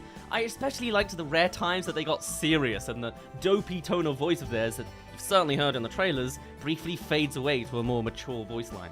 Simple comedy gets me sometimes. And the fact they're not just a stupid cliche comic relief is such a blessing. That goes to the grandma over there. I originally thought when first seeing the trailers that the voice was actually Tom Hanks or some kind of Woody spin-off, which could have been a cool reference, but instead they were covered by Peter Sohn, the guy who directed Pixar's The Good Dinosaur. Also, he's Emil in Ratatouille and an art director in other Pixar films too. Bit of an all-rounder. Very much a plus. Ironically, they were so good as a character, they break the continuity of the Toy Story universe, as Socks should come off as the far more popular toy than grumpy little Buzz here. What I was very much less of a fan of was the rookie squad. You can see them there. It's everyone that surrounds Buzz in action, essentially. They are flat. The cat is your smart comic relief. The partner is your classic partner trying to live up and beyond rookie status, and they certainly give her the screen time to warrant the arc she goes through as a character. The other two could go amiss. Taika Waititi has moments of good jokes, but it's rarer. He spends like a third of the film constantly reminding us that his suit comes with a pen, which is mid. And then Granny here is just one big cliche. You know the ones. The firecracker, loves explosives with an innocuously criminal past. No real arcs for them besides the pen being useful once. But hey, he's wearing suit number 13. I get it. Cause he's clumsy and unlucky. But Buzz is pretty great. He's in general quite the brooding fella, but hey, if you're a fan of Toy Story references, they've got those in droves, with all sorts of lines recycled here, and it's very satisfying every time. There's a little bit of... You're mocking me, aren't you? Of course, the classic. And there seems to be no sign of intelligent life anywhere. He's constantly making captain's logs in his little wrist pad, and I never realized this before, but they full-on cover the future tech of fuel that Buzz deals with in the very first film. Use fossil fuels, or have you discovered crystallic fusion? Not to mention the obvious one. To infinity and beyond! And hey, it's totally not a spoiler that at one point, Buzz surely says... Not today, Zurg! And even some choreography stuff, like the flipping over Zurg at one point. And the references don't stop there, as Chris Evans gets a few direct Easter eggs himself. There's a moment where Buzz clicks his neck in a certain way that could very well be a homage to Chris's character in Scott Pilgrim as one of the evil X's, as well as the fact that Captain America has a handful of similarities to Buzz too in the plotline. That being said, there are some new missing gaps. That on his arm is gone, though I guess his gun has some red laser sights. Becoming a floating ball is not a thing, and they even introduced something new I'll mention closer to the spoiler territory. Still, with each little nod, I found it very satisfying, but maybe I'm just easy to please. And then wrapping up this Easter egg segment, yes, many standard Pixar references are there too. You can spot the Pizza Planet truck, Luxo Jr. the lamp has become a constellation, you can see him in the trailer, though I couldn't find the bull. And A113 hasn't been found either yet. Maybe it's all the suit numbers combined, since Buzz is 1 and Taika is 13? Alright, I've been beating around the bush. Let's get to the actual plotline of this movie. Spoilers for the prologue, if that counts. We're still waiting for the bigger stuff later. In this film, the plotline is pretty simplistic. Buzz, commanding the Turnip, as it's called, crashes on this alien planet, dooming the population of frozen scientists to stay here until they have the ability to leave again. And adding to that, there is a little bit of Interstellar in here too, as the physics of time dilation is put into effect here again. And Buzz travels so fast in testing that he jumps years ahead of time. There's the Captain America connection. It's covered a lot faster than Interstellar, thankfully, and it means he now has to witness everyone age beyond him, living doomed lives on a planet because of his mistake. So naturally, he's a bit of a brooding man. That being said, this sequence was done quite well. Seen as one big montage as Buzz goes again and again further through time, we see his partner in crime grow, finding themselves a partner in one of the scientists and having their own family. And yes, it is here that you will see that oh so controversial gay kiss. This is wildly blown out of proportion. It is done about as quickly and tastefully as physically possible. It is literally a brief shot in the middle of a montage. There's also a brief back and forth about mentioning that they've gotten married and specifically using she/her pronouns, and that's it. But it's the internet, and a lot of places are very backwards. It's a shame such a small act has the film banned in multiple countries, but it goes a long way in accurately representing all sorts of audience members in the crowd. It doesn't scar kids, and even if it does spark a question, the film only normalizes the act to make it as casual as it deserves to be. Also in general though, there's a lot of diversity in this cast, which is great to see. It would have been easy to make everyone look like Buzz, peel chin and all, but they didn't. The connecting thread of all these characters is that they're all smart and scientists built for missions. So with talent and intelligence, people will come in all sorts of shapes and sizes. It's actually quite a great foundation for a fictional population, since it gets to take advantage of all this. Not being region-based means people can appear in all sorts of forms. I love it. You know what else I like? My favorite scene is one that happened right around the middle of the plot, maybe a little before. It's the first confrontation against one of the big yellow robots, and it's the first combat sequence with our rookie squad. And the way it plays out is, the robot has Buzz held the entire time, as the rest of the team poorly try to rescue him while it walks away. There's a teleporter that'll capture Buzz for good, and the team keep getting near misses with different tools. Buzz keeps reaching for things on the ground and narrowly missing, and it all comes together quite nicely in the middle. Feels more like a running gag comedy skit, but I don't know, I just really liked it. Perhaps when this releases on Disney Plus, I'll break it down properly with footage to boot. But alright, I've stalled enough. Let's get into the seriously spoilery territory. Come back later if you haven't seen the film. So, stealth mode, am I right? When was that a thing on the Buzz toy? No, but really, why didn't we see all the other buttons as well? And this full-out stealth boy mechanic sure came out of nowhere, huh? Still, I guess it would be pretty impossible to make work on a 1990s toy. Still, what a shock, eh? What wasn't a shock was the eventual appearance of the suit wings. That was nice. I kinda wish it could have been done even more impressively in the moment, but I guess since we could predict where it was coming, they didn't really want to ham it up that much. Or again, maybe it's just going for the more simplistic action scene. So they didn't really make it with all that much wow factor in my opinion. Again, it's fine. The fact that Alicia Hawthorne literally dies of old age very much reminds me of the vibes of Up, and it genuinely got emotional during that one moment of Buzz seeing her last hologram message and just standing there in grief. That was grand. But probably the emotional height, or I guess depth, of the entire film. Sure, the whole point of the messaging was that she didn't get a bad ending or an awful life, as being marooned here meant she met the love of her life that she otherwise wouldn't have. But at the same time, the eventual spin and reveal didn't really get bolstered up too much either. It's just kind of realized in dialogue and a little facial expression alone. I would have loved it if it was again shot like those final moments in Onward, where Tom Holland was reminiscing on the days he had with his brother. Substitute father he had all along and coming to that realization of what is needed. Imagine re-seeing Hawthorne going through life, noticeably happy all throughout as she lives a satisfying and fulfilling one even here, dying her final breaths with a smile on her face. Sure, she does do that, but it was in a montage 90 minutes ago, you know? And beyond that, there's minimal other emotional and thematic depth, which is a real shame. And he has some odd choices in film. It was also kind of undeep in how little conflict there was for Buzz. Literally no one on the planet seems to remotely blame Buzz for his life-ruining mistake. Everyone's just happy and chill, and only Buzz cannot let go. Maybe it was because there were 4-year time jumps, so they'd already long accepted, but still, a little plain for me. Oh, and one other small disappointment. No John Ratzenberger. Looking into it, I realized he hasn't actually done any voice acting projects since 2020. Understandable, considering it's been many years, but a shame even still. His last Pixar work was Onward. No Soul, Luca, Turning Red, or Lightyear. But okay, let's talk about it finally, shall we? Zurg.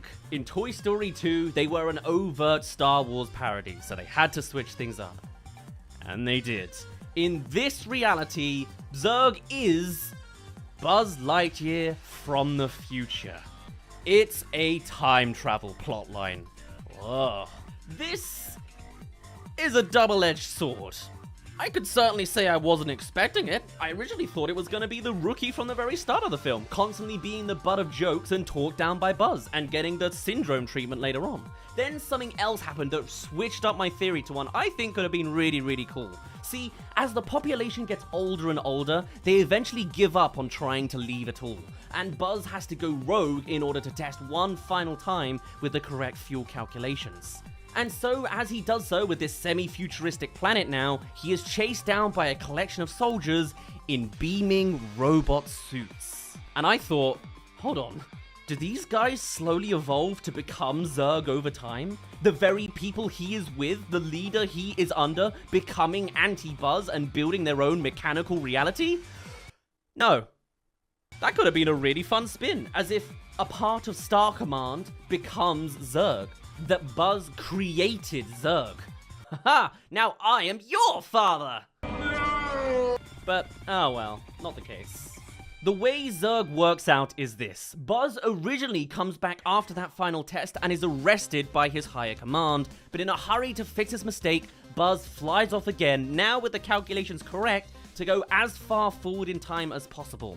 There, he learns how to travel even backwards in time, such that he can finally reverse his mistake from the very beginning of the movie. However, he can only get as far back as he is now with our version of Buzz, and he needs young Buzz's fuel to fix the mistake, expecting both of them to agree that this mistake haunts them. 'Cause it does. However, our Buzz actually interacts with these future population people, such as Hawthorne's granddaughter with the Rookie Squad, and realizes that they don't deserve to be erased. Everyone is happy and content, and he should live with reality and live with his mistakes. That's the point, right? Except, I was stumped for a little too long on how this actually worked. How did Buzz split off into two different versions? Because the movie really doesn't want to explain that. As I said, keeping it simplistic, you just have to go along with it. But you can piece it together. It's just complex to explain, and I see why they didn't bring it up. Essentially, old Buzz was arrested upon arrival when he got back. So when he traveled backwards in time later, he arrived before young Buzz arrives, and so traps the scientists in their own laser shields. So now our Buzz isn't arrested on sight. Though it's a little odd that Zurg isn't there instead, since surely he would know his exact arrival time because he lived it? But, well. That change in path is what makes the diversions. He basically changed the welcoming party. Old Buzz is a fun plot twist, but they really don't do it good justice. His motivations and backstory are given minimal treatment. I just pieced together half that information myself, and they don't give him nearly enough development or screen time for his complex character potential. Also, wouldn't it have been cool if Tim Allen appeared here, alternative Buzz voice as a meta joke for us all? Nah. I also enjoyed Old Socks and his serious tone too, rest in peace. But yeah, cool twist. Kinda sad they didn't really have any answers, and undersold it in general. And so, coming to that conclusion after experiencing these newfangled kids, Buzz forgets the super fuel he's been hunting this whole time and kills his old self. Brutal. Before getting rewarded for defeating Zurg and getting to lead his own Star Command fleet, earning himself a new ship finally shaped like the cardboard one from the start of Toy Story 1, and then there's the post-credit scenes. If you're watching to this point, it's probably already too late because there were 3 post-credit scenes. Did you catch them all? There was a mid-scene. It was the higher-up guy chuckling to himself with the laser field taking out a bug. Also, the Toy Story aliens are on his shelf there. Then there's a post-credits after all the names and logos are eventually passed. It's Derek, still reading his map. It was alright. Not worth the time. But then, there's the Pixar logo ending. In WALL-E, it breaks and WALL-E fixes it. Here, after the final logo, we see Zurg, lifeless through space, and his eyes light up again, opening up room for a Lightyear sequel. My god, this Toy Story franchise will never end, but hell, I'd probably watch it. Just hope for some more depth this time. I don't know. Or style. Probably not. Did I like this movie? Yeah, it was enjoyable. It was fine. Or if you take a more lenient definition of the word, it was mid. Most of Pixar lately has been awfully mid. Good mid, but it's been a long time since we've seen a classic of a Pixar movie. I guess this is just what they are now. decent. But hey, the opinions of meat, bread, meat, and generally gooier wet food is valid. As someone who likes soppy cereal, I approve. No, don't at me on this. And that's all I have to say about Lightyear. Other than karate chop for karate chop, this one line is different in the movie. Please record your last words. Do not vomit inside the vehicle. Do not vomit inside the vehicle. That's a trailer edit. I enjoyed the Portalesque recurring teleporter gag, and in general, the voice cast was shockingly small. Actual voice roles were minimal. There was barely a paragraph in the credits. Whew. And that's all. For now, my name's been Daz. You didn't really care. Hey, wait a minute. Flying a spaceship named after a root vegetable crash lands on an unknown uninhabited planet, has to fight against the hostile natures of the wild, all the while trying to build the fuel to eventually escape with the denizens of this world? This movie is basically just the plot of Pikmin! Huh! Can't wait to see the massive depth they accrue in the sequel. Now, with Pixar being on a revolutionary poor run up to this point, I didn't actually even end up seeing Elemental on the day of its release. Something along the way got interrupted in my real life. I also don't think it even came out in the UK on the same time as the US, so that certainly didn't help. This movie came out in the month of June 2023. But what do you know? One of the most under-noticed Pixar movies turns out to be one of the best in recent years. Spoilers! Come see our thoughts on Elemental. If her father can't retire, it will be all. Now, with Pixar being on a revolutionary poor run up to this point, I didn't actually even end up seeing Elemental on the day of its release. Something along the way got interrupted in my real life. I also don't think it even came out in the UK on the same time as the US, so that certainly didn't help. This movie came out in the month of June 2023. But what do you know? One of the most under-noticed Pixar movies turns out to be one of the best in recent years. Spoilers! Come see our thoughts on Elemental. All embers. Stop talking! So what's going on with Elemental? Well, this movie released last Friday in the United States. But in the UK, this movie doesn't quite exist until the 7th of July. That's a half a month delay between regions. Why? Well, because different distributors are assigned to regions, I'm sure. And I believe it is an outdated system that warrants foregoing. I'm not gonna die on this hill. It's a bit more morally neutral compared to The Right to Water and Let's Celebrate This Actual Criminal, but my job now is to review movies. Part of the success of this line of work is urgency and getting something out on time. If I am delayed witnessing this movie by 2 weeks, my audience ain't gonna care after all of that time. Especially with the advent of the internet speeding up communications of everything. I don't have that kind of time to waste. And we don't need to rely on archaic forms of time dilation between landmasses to see a movie. If anything, it's one of the rare positives for plugging a Pixar movie on streaming services. At least that way it comes out everywhere all at once. You think I actively want to watch this movie with the coloring all wrong, a constant advert for some casino website, mid-roll ads about said slots website interrupting me, and LeBron James's giant bobblehead over on the side of the screen? No, I don't want to watch a Pixar movie in this lower quality with kids kicking at chairs and shouting mid-screening. Ooh, thought bubble. Maybe after dinner we... Well, I'm sorry, child, you don't get to be her because she is a fictional character! When the movie does come out in the UK, I'll still buy a ticket. I'll pay my pirating fees when I can. And I guess in the future, start investing in those pricier public London movie premieres. Just would need a bit more time to realize the UK has a staggered release to usual next time. So yes, though it is only the following Thursday, I have in fact seen Elemental. Was it worth it? Actually, oh my god, yes it was! Obviously, I was coming into this movie skeptical as all hell. Why wouldn't I be? All of us were. But last video, I plugged up a pinned comment pointing out I hadn't seen it yet to get the consensus from you lot, and you all had a lot of praise for it. Surely this movie wasn't gonna be redeemable, right? How on earth were they gonna turn around from the clear, uninspired cliche fest at the festival that the trailer had exposed to us all? Well, it turns out whatever the marketing team over at Pixar were doing, they should count their blessings if they're not part of the 75 employees fired, because they were advertising for an entirely different movie. Hey! Oh, sorry. You're so hot. Excuse me? This movie isn't some basic Romeo and Juliet movie about a water guy and a fire girl. I mean, yeah, there is a romantic arc that continues along the whole movie, but there's so much more to the story going on here. This whole movie is an immigration movie. The entire city is built without fire people in mind. Ember's parents took the gamble to emigrate to these lands, and they were some of the first for their race. Across the years, they had all been getting the discrimination treatment in all sorts of forms, from glances in public spaces, to segregation at tourist locations, to an inability to rent due to the prejudices of landlords, to just the simple fact that the fire district has been unfortunately placed underneath a water train that sprays them with water constantly. This is a new spin on the Zootropolis-style society and teaching kids about discrimination in a digestible way, but done in a manner that is pretty damn good as a standalone piece. You've got your classic overt lines, I have to say you speak so well and clearly, to the more nuanced symbolism of culturalisms expanding out in the little fire district as more immigrants come in to represent the place. There's a whole beat about how the parents left their home country of Fireland to make this risky immigration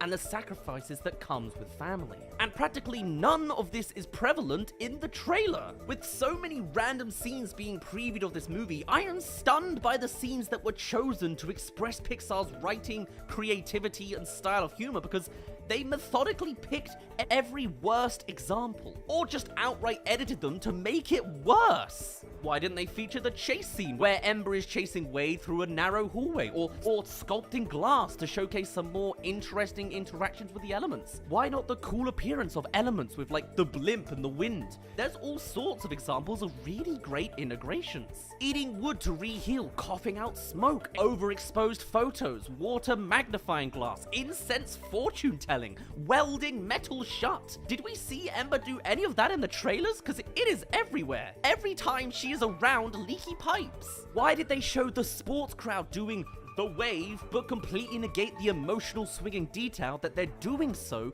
in order to bolster up the mood of little Lutz, who's a little distracted in his game because he's currently in mourning for his recently deceased mother? Way to increase the impact of a cool crowd interaction, and way to just skip it for the pun that's look, it's the wave. How's about that muscle joke in the trailer where Wade accidentally comes out all buff and shakes himself to be podgy again? The pipe squished me all out of shape. Dang. That's better. Oh. Ember doesn't go oh here. That uninspired, worthless gag doesn't even get applied to the final version of the movie and actively makes the presentation worse. And there's all the more examples that I will be explaining soon. An act of God or an act of Claude? By the way, you are halfway through the video and more movies are releasing. If you're up for more coverage, then come subscribe. This shop is dream of our family. Someday it'll all be yours. It's clear that this is a Pixar production that has gone wrong somewhere in the admin of this movie, because the actual project is pretty great. Yeah, it has the emotional weight in places that maybe it could make you cry. It is creative and inspiring to see the uses of the elemental society that shows that Pixar is still leading with powerhouses of a writing department. I wouldn't exactly call it an instant Pixar classic, but I maybe could put it a step above the entire last however many years of Pixar work. Judging from public consensus, it really seems like the advertising campaign for this movie actively hindered the popularity of this movie. And not just for the content, this movie has been advertised for a good long while, it seems. I've heard anecdotally that some people thought this movie had long already released, and its actual standalone identity clearly was watered down to be noticed when it's actually out or not. Advertising was absolutely everywhere, and yet, because it was marketed in such a basic and cliche way, it was turning off everybody who didn't want to see something so by the numbers. Especially when considering its rivals were the likes of a new DC movie, new Marvel movie, new Spider-Man movie, and not too long ago, a new DreamWorks movie and the bloody Mario movie. Considering we're also all in a little bit of a financial crisis globally, lots of people and parents have got to pick and choose.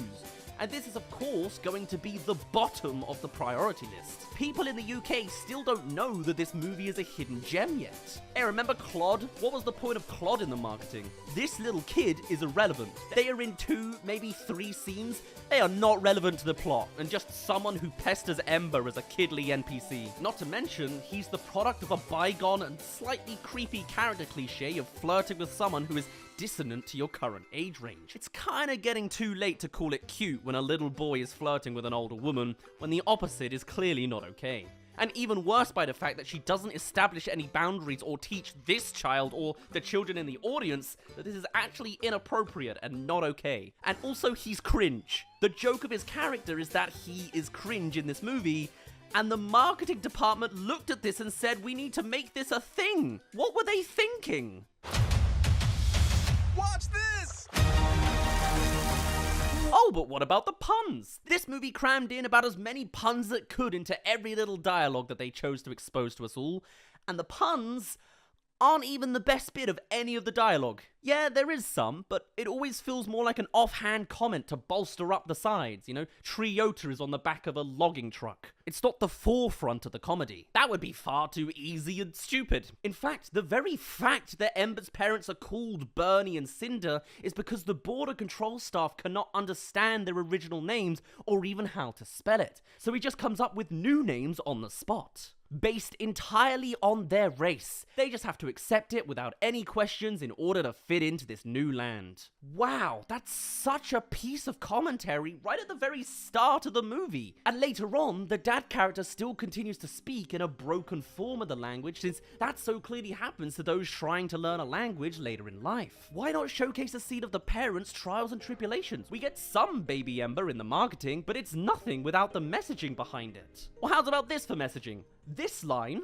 Why does anyone get to tell you what you can do in your life? Oh my god, this has nothing to do with the plot of The Father! Clearly, the trailer was leaning heavily into the most overused plot trope ever of, it's not my dream, Dad, it's yours, with the most blazing and unapologetic line delivery of all time. And yes, Wade does say this. And yes, there is a little bit of that inheriting the family business debate in there, but this specific line, it's about the discrimination Ember had to face when she was a kid at that tourist attraction. There's a flower that can survive any climate, and yet no fire people are allowed to visit the grounds to see it. Before she can even perceive the realities of the world, she and her father succumb to being berated and kicked out, yelled at by the crowd to go back to Fireland in a way that would shape her understanding of this entire city. Yes! Wow, fantastic!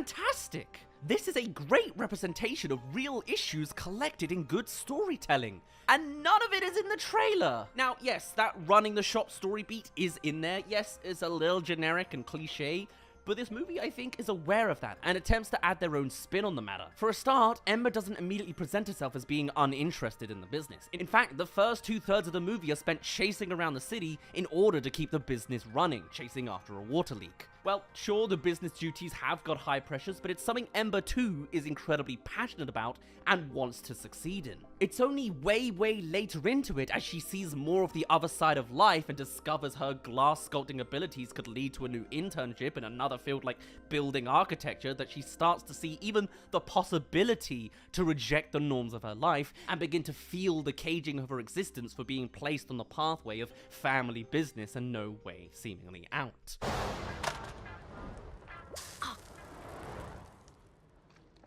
Sorry. But even then, it doesn't just end with an angry argument with the dad character about how it's not my dream, it's yours. I mean, she does say that line, although a little bit quiet, but his response is not the normal middle of the film anger, subverting it in a little way for a more satisfying and emotional ending.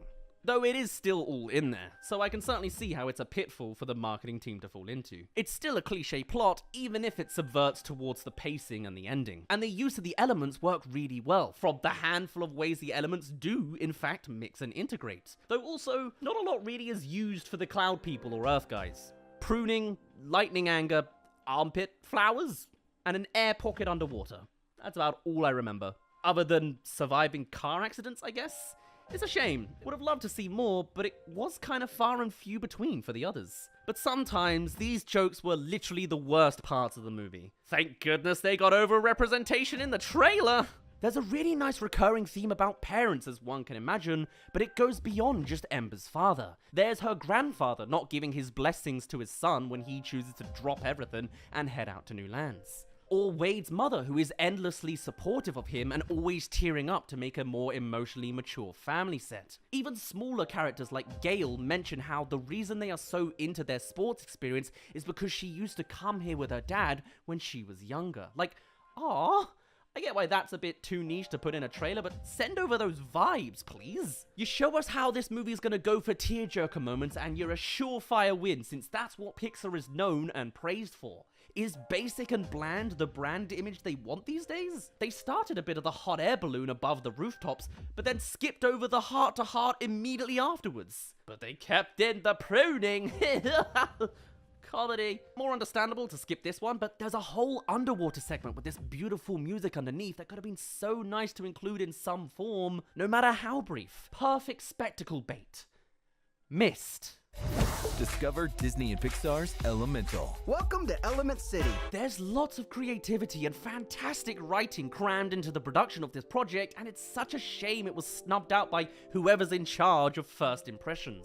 The best part of Pixar is always their endings and the immense emotional twists and turns they introduce in the final moments, and here it's much the same, with a Romeo and Juliet-esque conundrum of survival and a callback that works so nicely to bring things together logically in this world. And a final beat that's not even about the romantic arc at the very start, but a far more impactful one, and a bit of a surprise all things considered. I pirated this movie because it simply wasn't accessible to me, but what I managed to observe in its slightly cursed manner is a hidden gem that absolutely deserves my actual money. So you can bet the moment this production is available publicly, I'll be rewatching this movie in cinemas officially, with a handful of friends on the side after I give out some recommendations of the good word. Hopefully over the next 2 weeks the marketing team can do a semblance of PR repair work. I haven't got my hopes up. It's a polished Pixar powerhouse, and though it's not the best they've ever made, it is leaps and leaps better than any of us could have expected. Turns out I shouldn't have been concerned about Pixar's Elemental. Pixar should have been concerned with their own marketing department. Alrighty, and now we're coming up to pretty recent. We've now teleported to June 2024 with an unfortunate splay of a Pixar sequel, not a Pixar original, but it worked out for them and probably explains why Pixar's so sequel heavy nowadays. This is still nonetheless our high praise for Pixar's Inside Out 2. Ah, thank goodness it's finally here. It's no secret that Pixar movies have been going through it as of late, and this finally looks to be, at least the marketing build-up up to release, probably the best Pixar movie to come in absolute years. The closest thing to a modern classic movie since, I don't know, the last Inside Out movie? From watching way too many trailers and admittedly being quite spoiled by just too many damn clips releasing and a concept art book coming out too early, I had been very much looking forward to this movie, as it seems to be Pixar going back to its roots, ironically by regurgitating some of the old again. But it is regurgitating one of their best movies ever. Now, the original Inside Out 1 was a movie that kind of needed to grow on, to me personally. I thought it was a little bit, well, not as impactful as other movies. But now with a sequel that successfully makes sense that it's a normal, understandable expansion into the world of puberty, this is the kind of sequel that, though is of course more of the same, also makes a lot of sense, it works in universe, and it practically writes itself. Add on to the fact that the world of the mind palace inside Riley's head is indeed one full of concepts and puns that I just adore every time I hear of a new one. And really, I should in all sorts of regards really enjoy this movie. But how good is this actual movie now that I've finally seen the final result? I hopped outside of my house in a rare event and saw the earliest screening I could at midday. Got to sit in a half-filled room with surprisingly a lot more people my age than actual children. And let me tell you whether this movie actually lives up to the mark, shall I? Now, we're generally going to go through things in chronological order, but I won't go too into spoiler territory. I'll let you know. It's like from the 30-minute mark onwards. And even then, I don't know necessarily if there are spoilers for this movie apart from the final 10 minutes. I mean, honestly, if you've seen as many trailer clips as I have, you kind of know 80% of the movie already. And that's also some of the footage I'll be shuffling behind this review anyway, so you're kind of already down the rabbit hole. Or maybe Inside Out 2 didn't cover as much as I thought. So obviously now, the story is all about puberty, the board has an extension, Riley is now moving from middle school to high school, and honestly, in a lot of ways there, it just makes perfect sense, right? Of course, a construction crew comes in, destroys everything, puberty is messy, and new emotions appear. And on the bigger scale human front, Riley as a character is going through the admitted cliche teenage problem of deciding between the new cool kids and her old best friends. In that way, it's kind of tropey, but to see it through a lens of emotions specifically, I think does breathe some new life into it, and re-explains a lot of the situations in a way that I think passes. It's fine, it's good. During this is basically the first 30 minutes to tell you the truth. During this initial 30 minutes, everything just rolls out absolutely fine, and it does feel like the original Inside Out 1 movie. It's just good, emotional storytelling. The characters of ennui, embarrassment, envy, and anxiety I really, really enjoy. And though there could be an argument that maybe envy is a little bit undercooked, I think that might be felt more at later parts of the movie rather than in the very first 30 minutes. Anxiety as a character I also find very intriguing. Of course, all the acting performances are absolutely brilliant. Maya Hawke does a great job as Anxiety. The two new replacements for Disgust and Fear did very, very well for themselves. I couldn't tell that it wasn't them, I just knew it in my head. And the idea that Joy and Anxiety are butting heads in a sort of more political sense, that they both have Riley's best interests in mind, but have completely opposite opinions, is genuinely really interesting to see the emotions disagreeing on the next best way forwards. Now, the obvious pitfall that the movie could fall into is completely treading over the same hurdles of the first movie. In that, Joy says, "Sadness bad, sadness get out of here," until she learns we're coming to accept this emotion, even if it's a negative one. And they're obviously trying their best not to do just the exact same thing, but with anxiety instead. They even go out of their way for Joy to say, "You know what, I'm going to accept you being here. You can sometimes press the button. We just need to make a balance. I can love the sadness, I can learn to love you, blah, blah, blah." But then the actual answer of the movie is then anxiety is bad because she takes too much control. And I get that they're going for, you need to find the balance, and she's just so overwhelming that she's taking over, like Joy was in the first movie, but it does get slightly muddled along the way, and in a lot of ways is just retracing its steps. But to retrace one of the top 10 Pixar movies ever, maybe isn't necessarily the worst thing in the world. Of course, eventually, the original cast of emotions all get sent away, suppressed into bottled emotions, and ejected from the tower. Now, instead of it being just joy and sadness out to the extended depths of the mind, it's the whole cast. I like that. It's nice. It's cyclical. You can see more of the character reactions. It's all a good bit of fun. Even more so is the fact that we learn that sadness splits apart from the main group to even further oppose the original movie, so she ends up crawling her way back to the tower to do some more sneaky things. I think maybe her role in the movie is... No, you know what? I think it actually is a good thing that she has a smaller role. She was so up front and center in the first movie, you don't need her to cover all the more. She can hide in the background the whole time. That's fine. But now, of course, the plot lines actually happened, and we've now reached beyond the actual trailer clips for the movie. This is where the real meat and potatoes of an Inside Out movie is, right? You want to see the specifics of what Riley's getting up to in the human world, and what further elements of the mind can be explored. All the while, you get some fun scenarios of emotions going awry at the tower, and everything should just write itself in a brilliant Pixar-y way. And it does, in certain ways. Hey there, popping in here to say this is now the spoiler territory. We're going beyond what the trailers have shown. We're a whole 31 minutes into the movie chronologically. Proceed from this point with caution, as we're gonna start talking about the real depths of Riley's mind palace. Seriously, have they mentioned Mind Palace yet? That's just a pun waiting to be said. Riley's story isn't that compelling.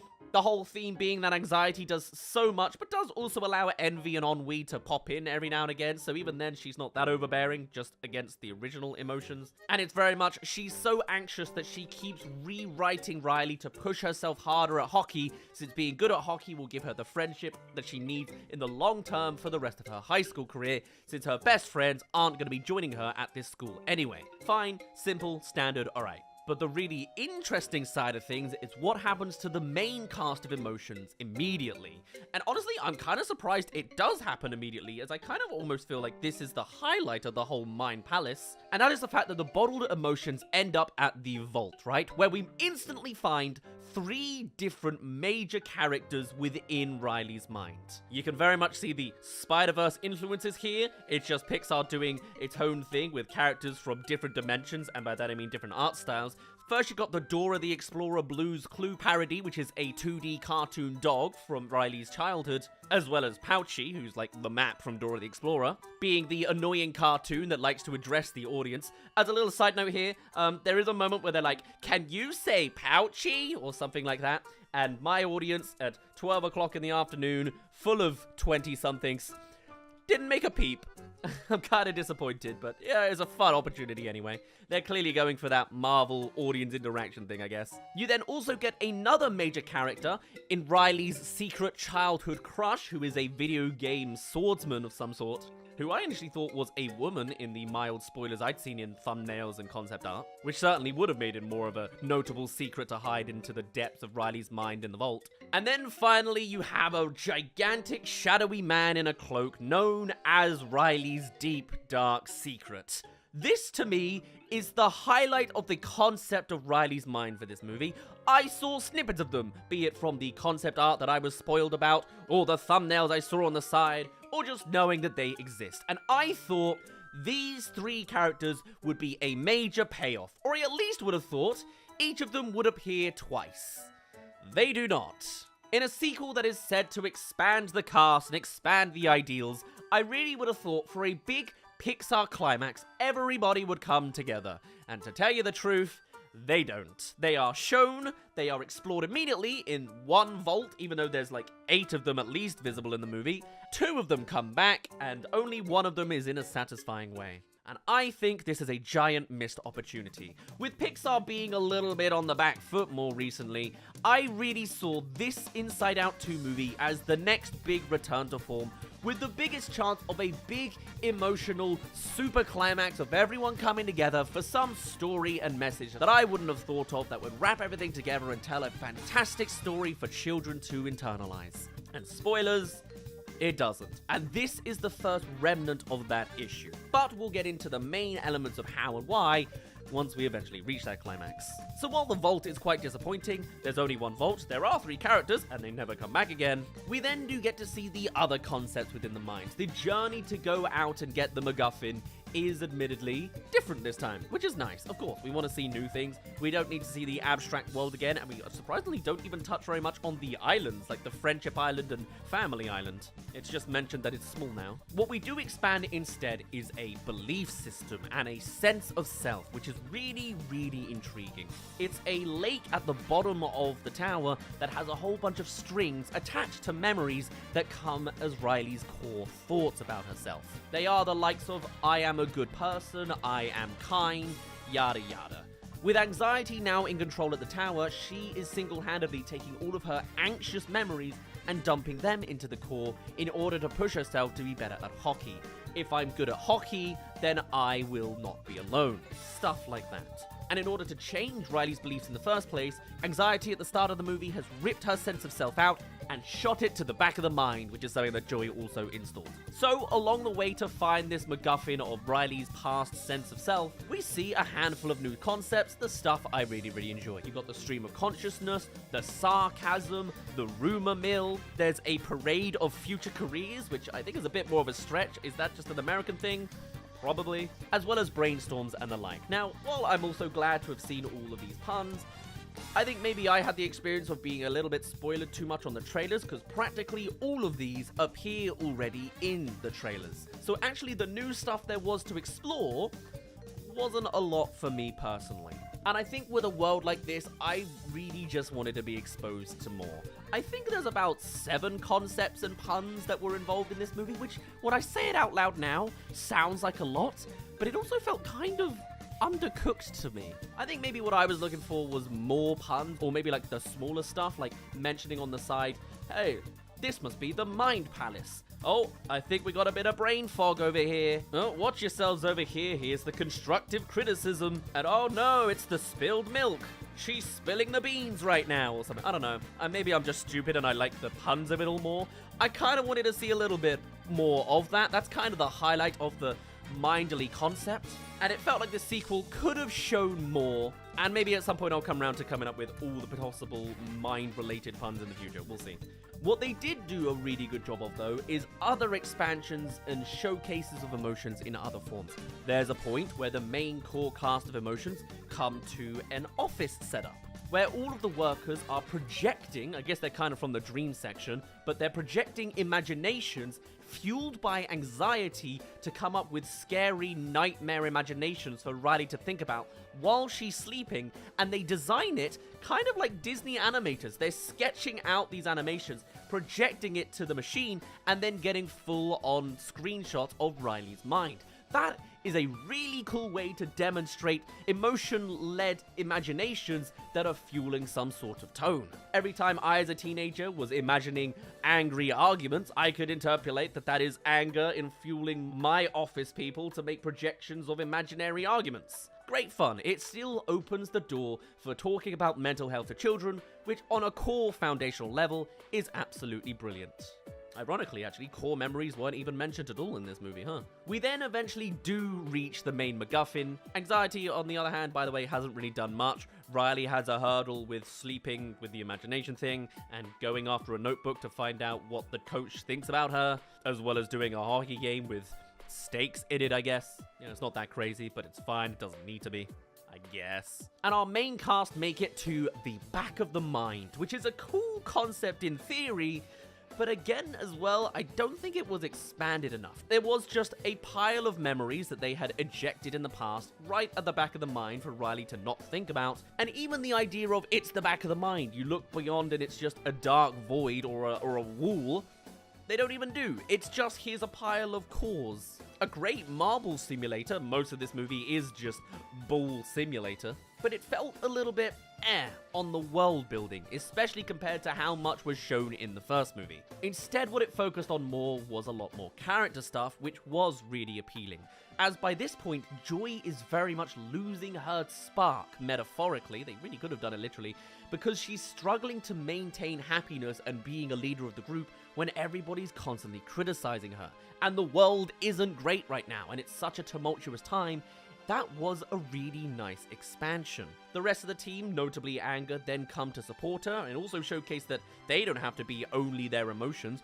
Joy shows sadness sometimes and Anger shows to be calm. And then as a way to teleport back to the beginning of the tower after another pathway is destroyed along the way, which again is interesting in its own right, the main core immediately do manage to teleport themselves back with an immediate avalanche of sending all of these bad memories that they've kind of been ejecting themselves and sending them all to the lake at the bottom of the tower, completely switching over Riley's core beliefs of herself after actually accepting and acknowledging all of the negative emotions around her. Which as well, I think is a really cool accepting point that's very telling. I'm surprised it doesn't have more traumatic experiences from it, but I guess it's more balanced that way after all the good things they were pumping down there previously. Maybe. I think it's a little bit of a stretch that they have gone onto the far edges of the mind, and then one TNT explosion sends all the cores down into a river enough to cascade them to the center of the mind again. Bit of a stretch. They're getting there. A joke I really love, however, at this time is this is where we're coming to our climax now. This is the end of Act 2. It's meant to be the sad moment because Joy is slightly sad. They do bring back, finally, one of the three characters in the vault. The assistant to the blue dog doesn't even make an appearance. Pouchy does make an appearance. And I really like this, because suddenly they take the more cartoony aspects, the fact that all of us are kind of annoyed by the Dora the Explorer presentation, and they make a good fun joke out of it, with Anger actually stuffing his hand into Pouchy's mouth to get the items and TNT that they need. That's good fun. They cut away a little too early and we never see him again, but it's still fun. I really, really liked that. The comedy is pretty great in places. I just feel they could have done more with everybody else. Because with that sad second act, that is meant to be the replacement as well of Bing Bong, right? Inside Out 1 had the sad moment right near the center of the movie of Bing Bong dies and makes a sacrifice for the others to get back home. In this movie, it's Joy is a little bit sad on a pile of balls again, saying she doesn't know what to do.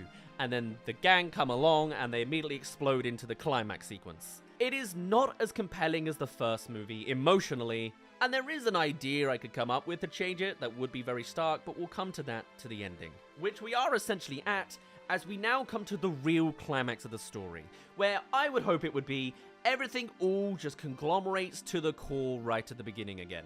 By now, all of the emotions have been recalled back to the tower. They end up in the lake and then go up through the elevator that attaches the tower and the lake. Everyone's all together. I would want all 3 Vault members to also come along.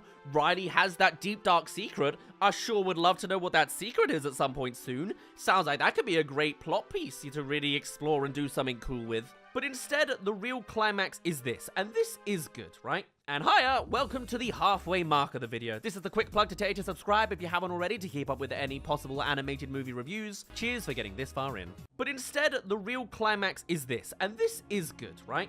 Riley, in pushing herself to be the best in the best at this hockey game, is really pushing herself to a limit. She has pushed her best friends off to the side, and now, in order to make the team in the first place, she is even going to sabotage her own team to score 3 goals to be the absolute best in history. Also, with anxiety sending all of these anxious memories into her core belief system, she has accidentally invented a new anxious sense of self that constantly is saying to herself, I am not good enough. With this intense mental pressure on Riley during this very high stakes time, it comes to a height in the real world as she clashes directly into her best friend, injuring the both of them slightly. She's sent to the penalty box and she has, outright, an anxiety attack.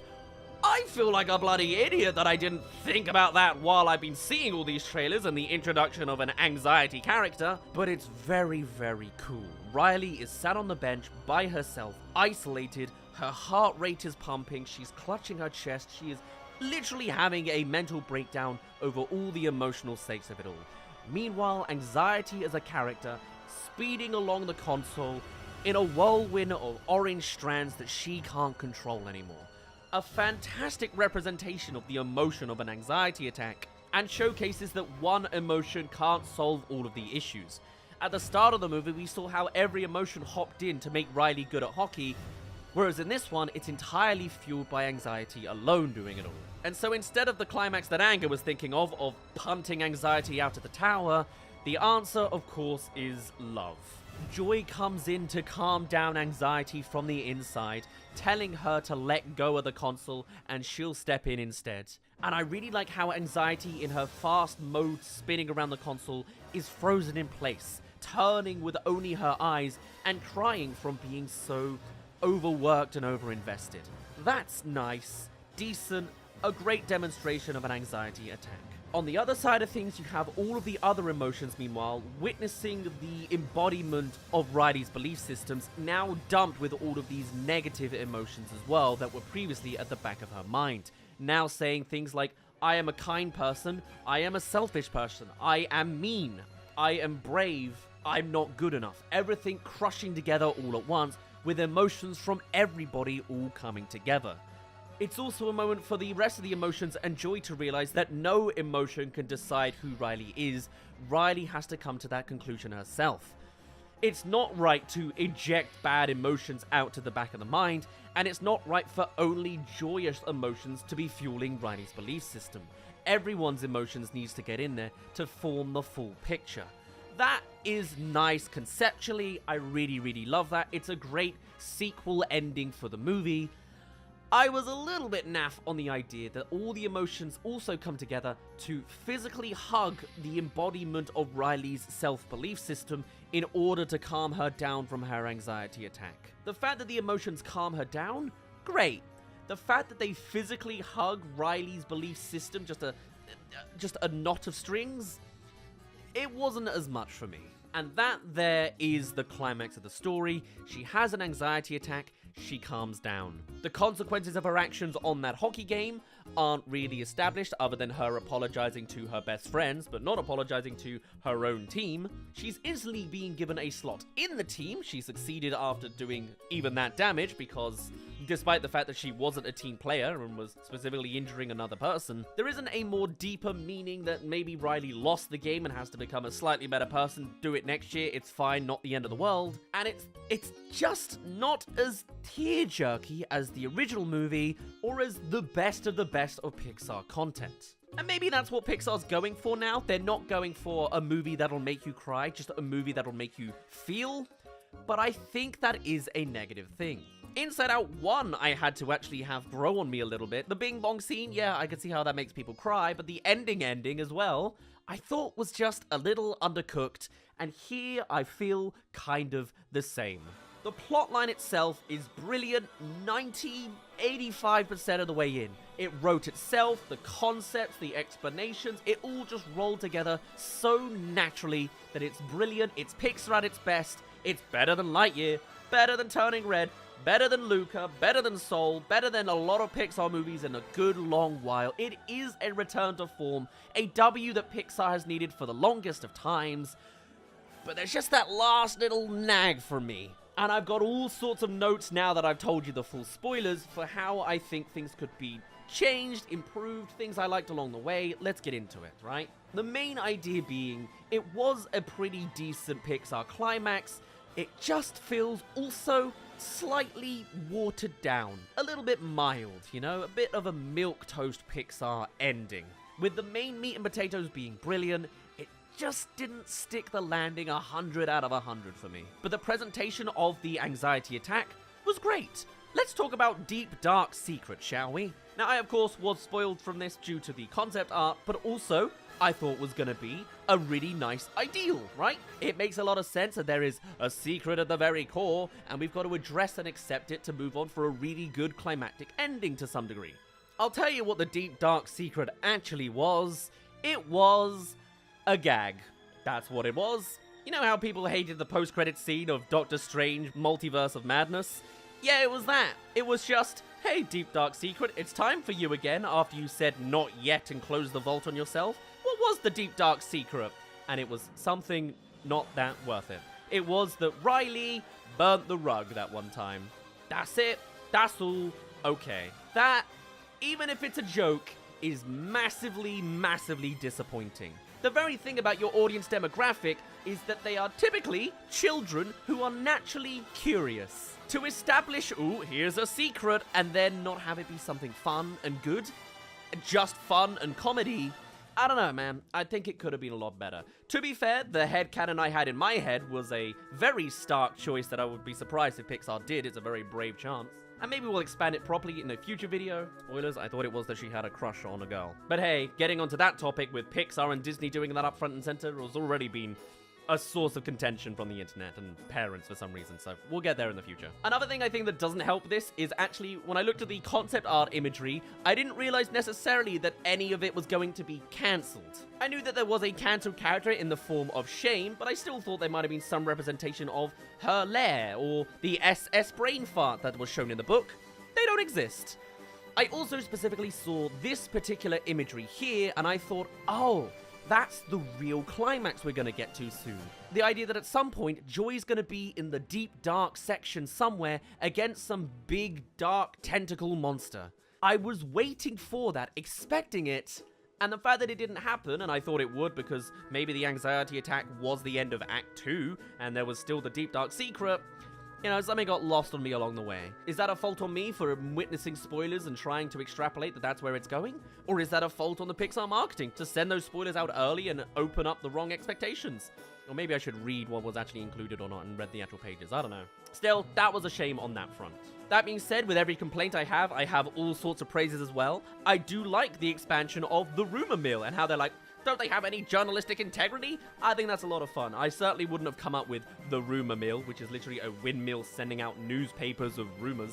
Interesting to hear the idea that Riley is considering becoming a Supreme Court justice. And they could easily make an Inside Out 3 with her in her mid-teenage years, or even in her 20s and 30s. Maybe she does become a justice, you never know. I'll probably make a video about how to do Inside Out 3 as well. What was a real shame specifically as well is the non-reappearance of the video game guy. The swordsman that helps them vaguely break out of the vault, has a weird final move that is rolling against somebody. The payoff also is that never actually does a move. I thought that could have been a great climax, that it does a spin and then it explodes afterwards like a Jigglypuff sleep attack or something, you know? The very fact that they didn't appear at all again is really, really disappointing. But their animation is brilliant, that they're actually animated to be a video game character. I adore that. And the way that their walk cycle is only at 45-degree angles and they get stuck on the wall and the door. Mwah! Brilliant. Give me more of them, please. I also thought, having seen them in thumbnails and concept art, that they were female, which would have really helped the idea of this deep dark secret that a childhood crush of Riley's is a video game female sword fighter in some game. Logically making sense, and somewhere they could delve in Inside Out 3 when she's 16 or something, I don't know. That's where my sort of brain headcanon was all going there. Just the fact that he didn't appear again, very disappointing, because he was a highlight for me. Tell you, man, the highlight of this movie is 35 minutes in. It's the vault. And what else was really interesting was the idea of Joy fading. The fact that her happiness couldn't be maintained as a leadership role is a really nice way to expand the depth of your emotions. In fact, there were a couple times I actually thought she was going to die. After their happy climax, there's a moment where Joy is like sparkling off and they're all going towards the console. They justify it as Riley is expecting and looking for you right now. But wouldn't it have been strangely powerful if Joy died right there? Or even at the back of the mind, where they mentioned you really shouldn't be stranded at the back of the mind. That's a bad place to be, even though there was no threat of any danger in that back of the mind area. It's not like the pit from before, even though it basically is. And they even go on to have a conversation about how the rest of the emotions can help support and sort of take on the burden of support on Joy as a character and looking after Riley. If in some form Joy had died, even if it's like a cyclical matter of, in the same way that Bing Bong allowed Joy to get out of there, Joy somehow let the others get out, sacrificing herself at the back of the mind, would have been a nice cyclical plot line, and then the rest of the characters with their more deeper emotions being able to showcase Joy could internalize Joy amongst themselves and do something about that. That could have been interesting. Or because she's an emotion, she can respawn if they do something at the console in the climax. But maybe the very fact that me explaining it gets a little overcomplicated means maybe that's why they went for the easy option out. I don't know. It was still very interesting to see. What was a strange diversion I wasn't necessarily expecting was there's a lot of romance in this movie. There's a shift between sadness and embarrassment because they have a secret wordless communication in the background of the tower. Disgust is in love with the swordsman video game guy. And anxiety and fear slightly get along because they're kind of similar. Oh, and while I've mostly been mentioning the main 9 emotions, already, by the way, a weird number, there is a 10th emotion in the form of nostalgia. She gets 2 scenes, and both of them are in the trailers. Just outright, oh, it's too early, nostalgia, get out of here. And, oh, hi, nostalgia, get out of here. That's kind of a shame. Nice, a gag. As we said before, the islands aren't really expanded in any degree. The family island is not any bigger, and they don't really address it because she's not with the parents the whole time. Do it Inside Out 3, that's fine. The Riley consequences at the hockey game I mentioned weren't really enough, and I don't feel like the monologue she has of, I'm sorry, I've been treating you this way, I've been so anxious, I don't know what to do, you guys, I freaked out when you guys said you're going to a different school, yada yada. I think that was also a little undercooked. Maybe it's because I've got the attention span to think that she could talk longer, but I felt she didn't talk for very long. Wasn't enough, but oh well. Yeah, Pouchy was great. The demolition guys, they didn't come back. They come in, they destroy the console, they make a big mess, and they say it's expanded. And they say, don't worry, we'll come back. They stopped because specifically the lights turned on, it's daylight inside because Riley is awake again, right? Now, they might have insinuated that they'll be back in a few years' time, you know, because she's gonna slowly grow over time. But considering this is a movie, and they specifically put in the line, we'll be back, I think something is missing for the fact that they don't actually come back in the runtime of the movie. I think if they wasn't going to be in movie, don't have that line, or say we'll be back in a couple of years. The fact that they didn't do either, and they went for the middle ground that's, you know, got a complaint to it, I've got a complaint to it. Heck, why don't they go in full on? If the climax in my head has every one of the emotions going to the tower, and all of the bad memories, and all of the vault characters, why not have the demolition guys come in as well? Just full on explode the entire tower with way too many people. That's a proper climax, if you ask me. Now, Envy as a character, I thought as well, was a little bit undercooked. To be fair, you have got quite the ensemble cast. She does get a little bit of a voice in more of the Riley sections later on. She doesn't have much to her, that's fine. Ennui, I surprisingly really loved. I loved the French accent, and on Wii. I love the introduction of their app, which allows them to use the console remotely. Yeah, decent enough on that front.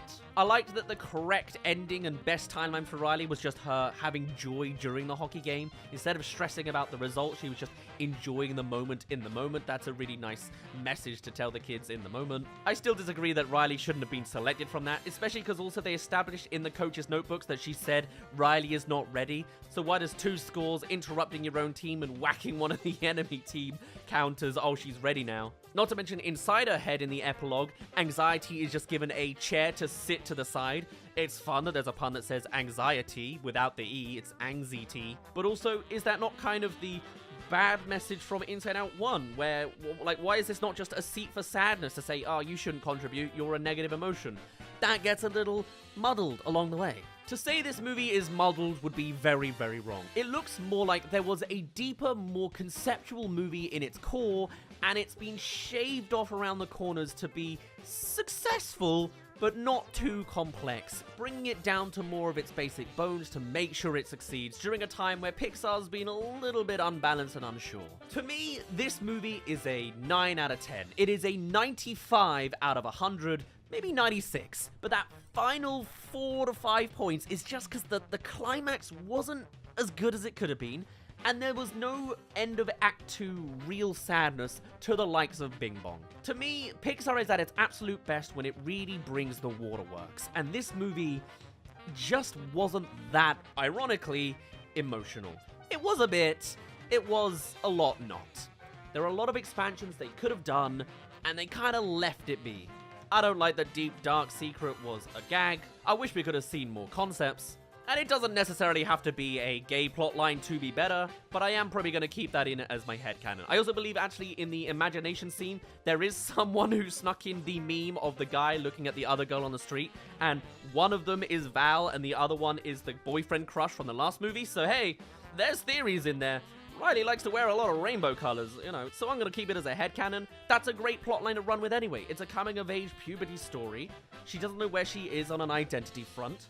It's a super deep, dark secret. And hey, if it's just as simple as, hey, she had a crush on a video game female character, it's innocent and a nice way to expand a really interesting message that could be helpful to children. She is only a preteen, she's only 13, so maybe we'll wait for the Inside Out 3 16-year-old version. But it's, again, a movie I see could easily be writing itself. And if not, you can always bring back the pages from the concept art, like Self-Compassion or the SS Brain Fart. Shane can stay at the cutting room floor, though. That's fine. Beyond that, though, with all of my points saying all sorts of complaints, this really is a coming back to form Pixar movie. It is the greatest Pixar movie in years. And since I've been talking about Pixar movies, apparently they've just been bad. I started with Incredibles 2, Toy Story 4 did well, and then I was sole onwards that I've been here. It's nice to have a 95 out of 100, and I only have these complaints out of love. Well done, Pixar. Let's hope you can keep it going with some brilliant storytelling. Oh god, they've already announced they're getting rid of personal stories. Maybe this is part of the problem. And finally, ending off on a note, we've made it up to current day, at least at the time of this video, so let's talk about Pixar's Elio. What do you know? You'll never guess the date. It's June 2025. We have a rigid system now. Advertised for 2 years, completely rewritten, and the final result is a little bit developmental hell. I'm sorry to say it. Also got a dedicated terrible. Here's our review on Pixar's Elio the first time round. Yeah, Pixar's Elio is just pretty forgettable. Have you been anticipating to see this movie? I don't really know anyone that was. I was, in a weird backwards kind of way, because clearly this movie has been through a little bit of development hell, and it shows. We've had several different trailers over the years, and not only was there a delay popping up along the way, but also the whole story got rewritten as shown by the trailers changing the story. It's clear that there was something in that Pixar magic that was missing in that initial pitch, and this next pitch we've gotten is equally as samey, standard, and honestly, just feels like a generic modern Pixar movie, if that makes sense. Kinda hard to define, but it just does everything alright. And whilst I would typically be wanting to say that's a great standard to hold and Pixar's gonna have these great emotional scenes, no, there isn't really strong emotional scenes. There are emotional scenes, but they ain't strong. And the plot line is pretty much exactly what you see in the trailer, what you see is in fact what you get mostly, and especially when you compare it to the other filmography of Pixar Studios, this just, yeah, it perfectly falls to the wayside for just not hitting many marks. That being said, I went into this movie with a really interesting, curious eye on it, right? And as the movie quickly got into things, I found that I wasn't fully realizing how this story was meant to go. And maybe that does come from the fact that multiple trailers came out with different plot lines before they rebranded it all. And that's actually one of the reasons why some of my friends didn't choose to see this movie on day one, because they didn't know what they were to expect. The marketing confused them, let alone didn't entice them. But even for me, I guess I got a little bit confused along the way, because one of the first major things we learn about the story of Elio is one that kind of went over my head. I remember thinking it briefly.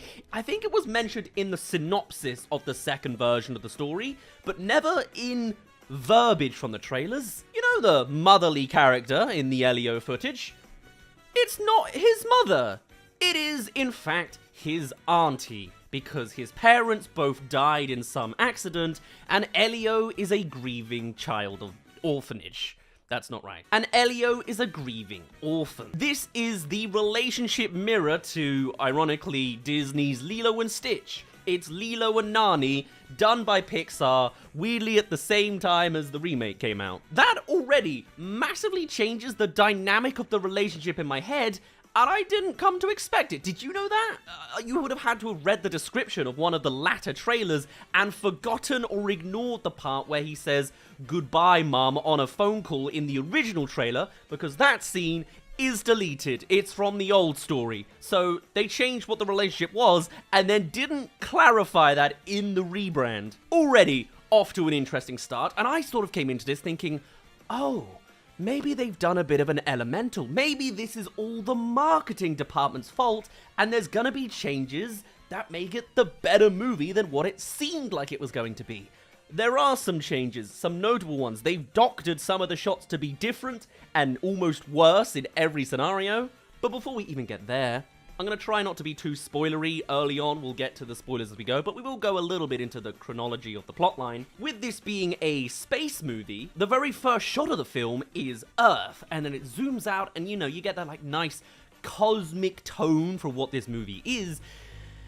And I gotta tell you, in being that like generic, forgettable Pixar movie, it has that nice Pixar orchestral like high-pitched note, but it's not WALL-E's opening. You know what I mean? It's funny, with Pixar making so many movies over the years, there's gonna be some overlaps in genres, and when you look at the directorial choices behind how WALL-E begins, with the likes of an old school song playing out of a tiny television screen in a post-apocalyptic Earth, that is so much more enticing in just the visuals and the soundscapes, as opposed to just a high-pitched dramatic orchestral note that then just kind of shows the Earth, moves, and then we're at a military base. There's something notably missing for the core magic of Pixar, and I felt it immediately. There's going to be a few other movies that this unfortunately crosses over with. We've already mentioned Lilo and Stitch and WALL-E. There's a long list of comparisons. And against all of these comparisons, this movie just doesn't have its own footing. And in fact, actually, as I'm going to go through this movie chronologically, it's going to very quickly be completed, because I don't actually have a lot of notes for this movie this time around. As opposed to, say, our review on Lilo and Stitch, the remake, I'm sure that's plenty long. Was that like 40 minutes or something? Just rambling about all the changes and problems it has? This movie, with the problems it does have, still doesn't have me just monologuing every single issue, because it's like it's just fine and like, the whole way through. So as this prologue opening begins, Elio is recently grieving over the loss of his parents, very much being a shell of himself, where he then discovers a planetary explanation of the Voyager mission going out to send a message to aliens, which is a cool premise to play around. A little bit realistic, which is nice, as opposed to WALL-E's post-environmentalism stuff, I guess. And genuinely, as someone who understands some of the history on that, like the Golden Record and all that, that was really interesting to see, and sets off the premise of Elio wanting to be abducted, and the aliens discovering Earth.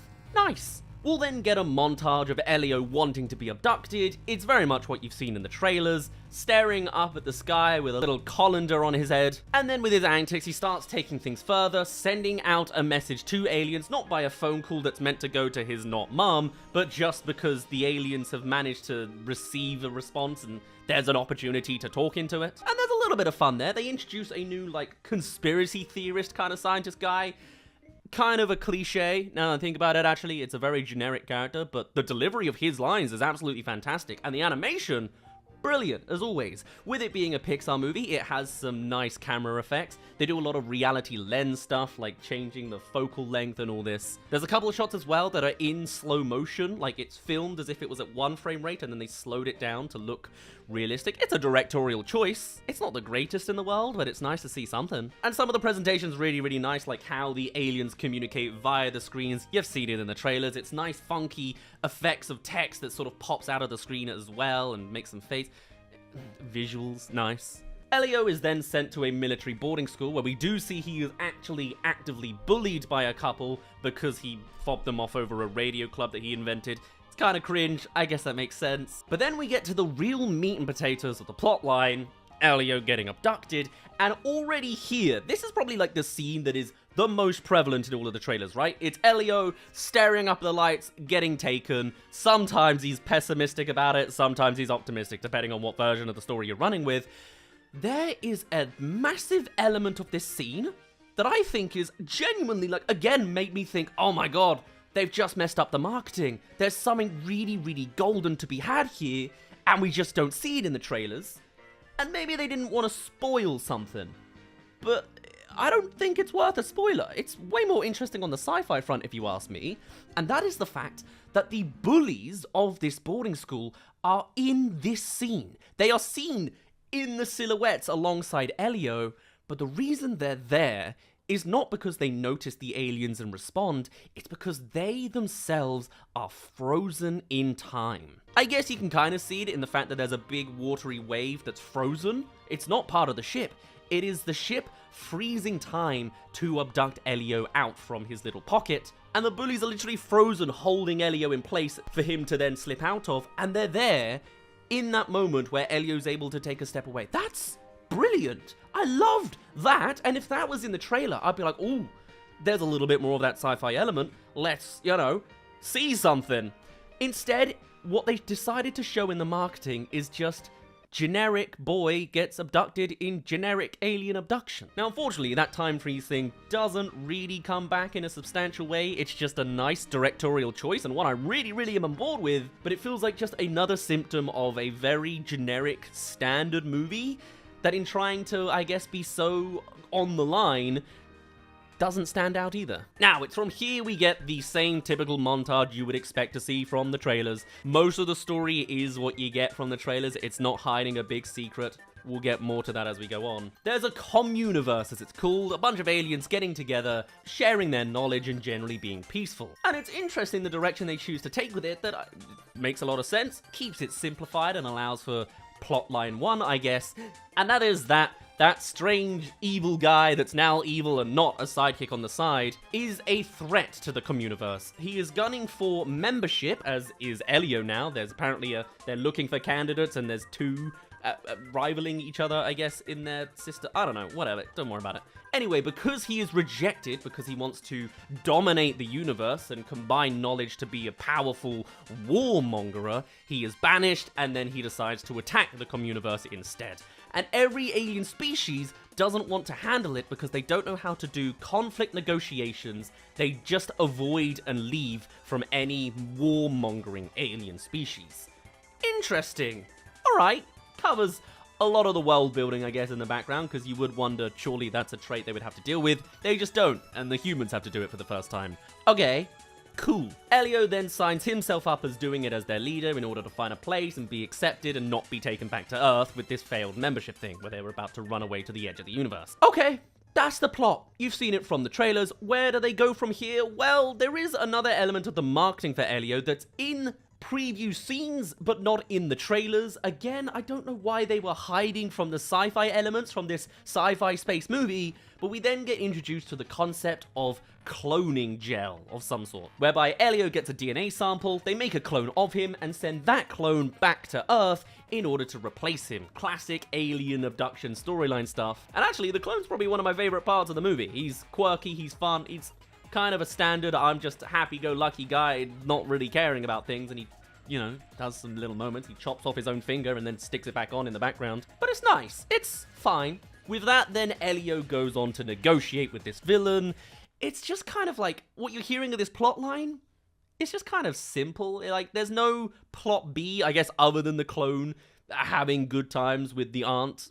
That's about it. But now it's just going to be a through line of this one political conflict, and it's nothing crazy. In fact, as Elio goes to see, I've forgotten his name, I just know the name of his son, Lord Grygon, that's what it is, Grygon. There's a lot of classic alien cliche names. It's like, oh, come have my glorp. You know, it's a lot of glorp language. Anyway, Lord Grygon, in having this, like, villainous, you're gonna negotiate with me, big evil-looking person, kind of as well has a lot of unfortunate overlaps with another space movie made by Pixar, and not one you necessarily want to be remembered for, Pixar's Lightyear, and specifically, Seeing Zurg. It is, in a lot of ways, the same idea, the same tone, but with not a friendly villain negotiation scene. You can just see a lot of the gluing pieces of multiple movies coming together. And this scene, you know, it's alright. They do something nice. The whole time they're doing like a shooting range kind of scenario as they talk. It adds a little bit of tension, and every time Grygon gets more angry, he shoots more things at once. Wow, pretty stunning cinematography, I'm sure you can imagine. But it is nice the final time he just shoots a big barrage and hits a million things. He does actually hit real living creatures, but they also don't die, so they kept it very PG. It just makes them all bold. They were fuzzy before, I guess, sure. Anyway, it's from here Elio is thrown into a jail cell, and they do introduce a new idea. You see it actually earlier in the movie and the trailers as well, but I think it's worth complimenting on, because I haven't got a lot of compliments otherwise, and that is Elio gets like a communication badge that everyone understands English, of course, but also it comes with anti-gravity, which is nice, and he uses that to handle a lot of the physical mobility things in this movie, which is nice. It gives a character powers without actually giving them superpowers. It's, you know, it's fine. Beyond this, you then get the other half of the montage of trailers you can come to expect. We meet the son, he's a worm, they hang out, they go back to the original place. Grygon's like, oh, my son, you're a bargaining chip, you know, all this good stuff. And then they also go on a montage of friendship around the ship, because also the father doesn't want to come and immediately grab his son, he pauses for dramatic effect for some reason. So, okay, here's where we come to the real thing, right? There's meant to be a relationship between this kid and this worm. It happens while they're waiting for the father to come get him, for some reason. Already strange. They go off around the ship a whole bunch, and the father eventually shows up later when they're done having their montage, I guess. But also, the reason the father doesn't come immediately is because of a quote he says. He goes on to say, "No, not straight away. My son is soft. Give him a little bit of time." As if to insinuate, because his son is not a warmongerer like himself, he's leaving him out in enemy territory in order to harden him up, and he knows that his son is soft. There's going to be some element of that to bring up later. Maybe. Put a pin in that, we'll come back to it later.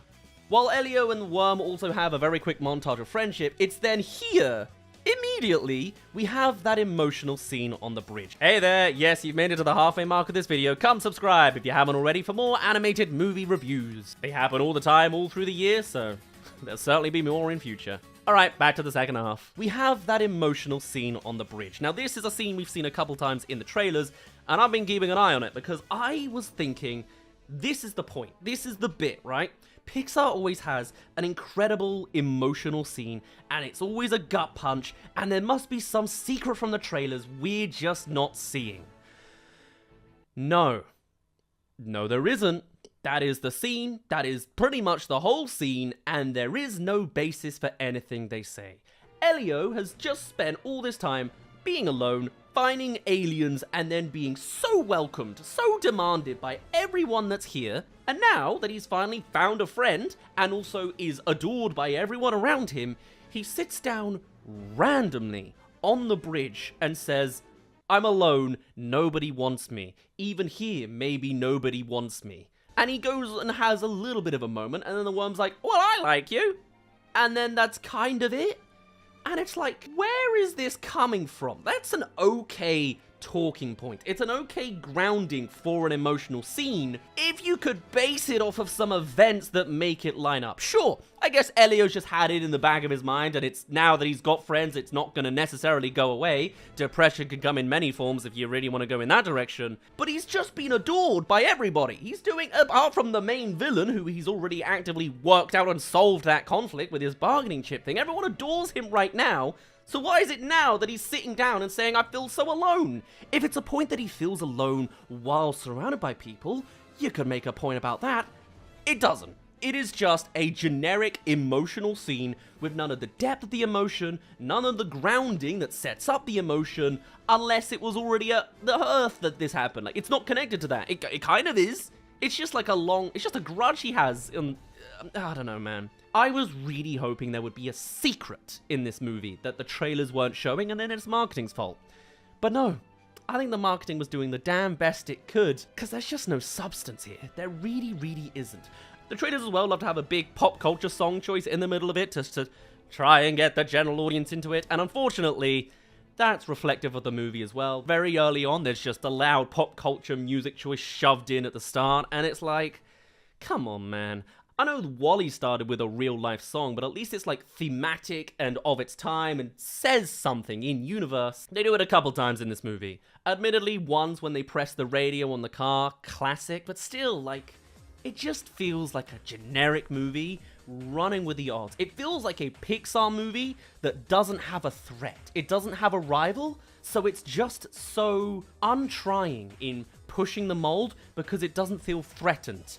It clearly is, because Pixar's making some changes after this point, but with Elio being an element of its time and from a few years back that's just rebranded and finally out now, yeah, this is kind of what Pixar does when they're okay, fine, and not worried, I guess. And it's interesting as well with these emotional scenes, because there's more room they could have done in other places. We could have really seen more about this worm's son, Glordon, and how he doesn't want to be like his father, and there's a little bit of that. I need more. There's then another bit where they then go to the cloning machine gel again, and Elio sees his clone having a happier life than he did, with everyone around him enjoying his company. And again, that's great.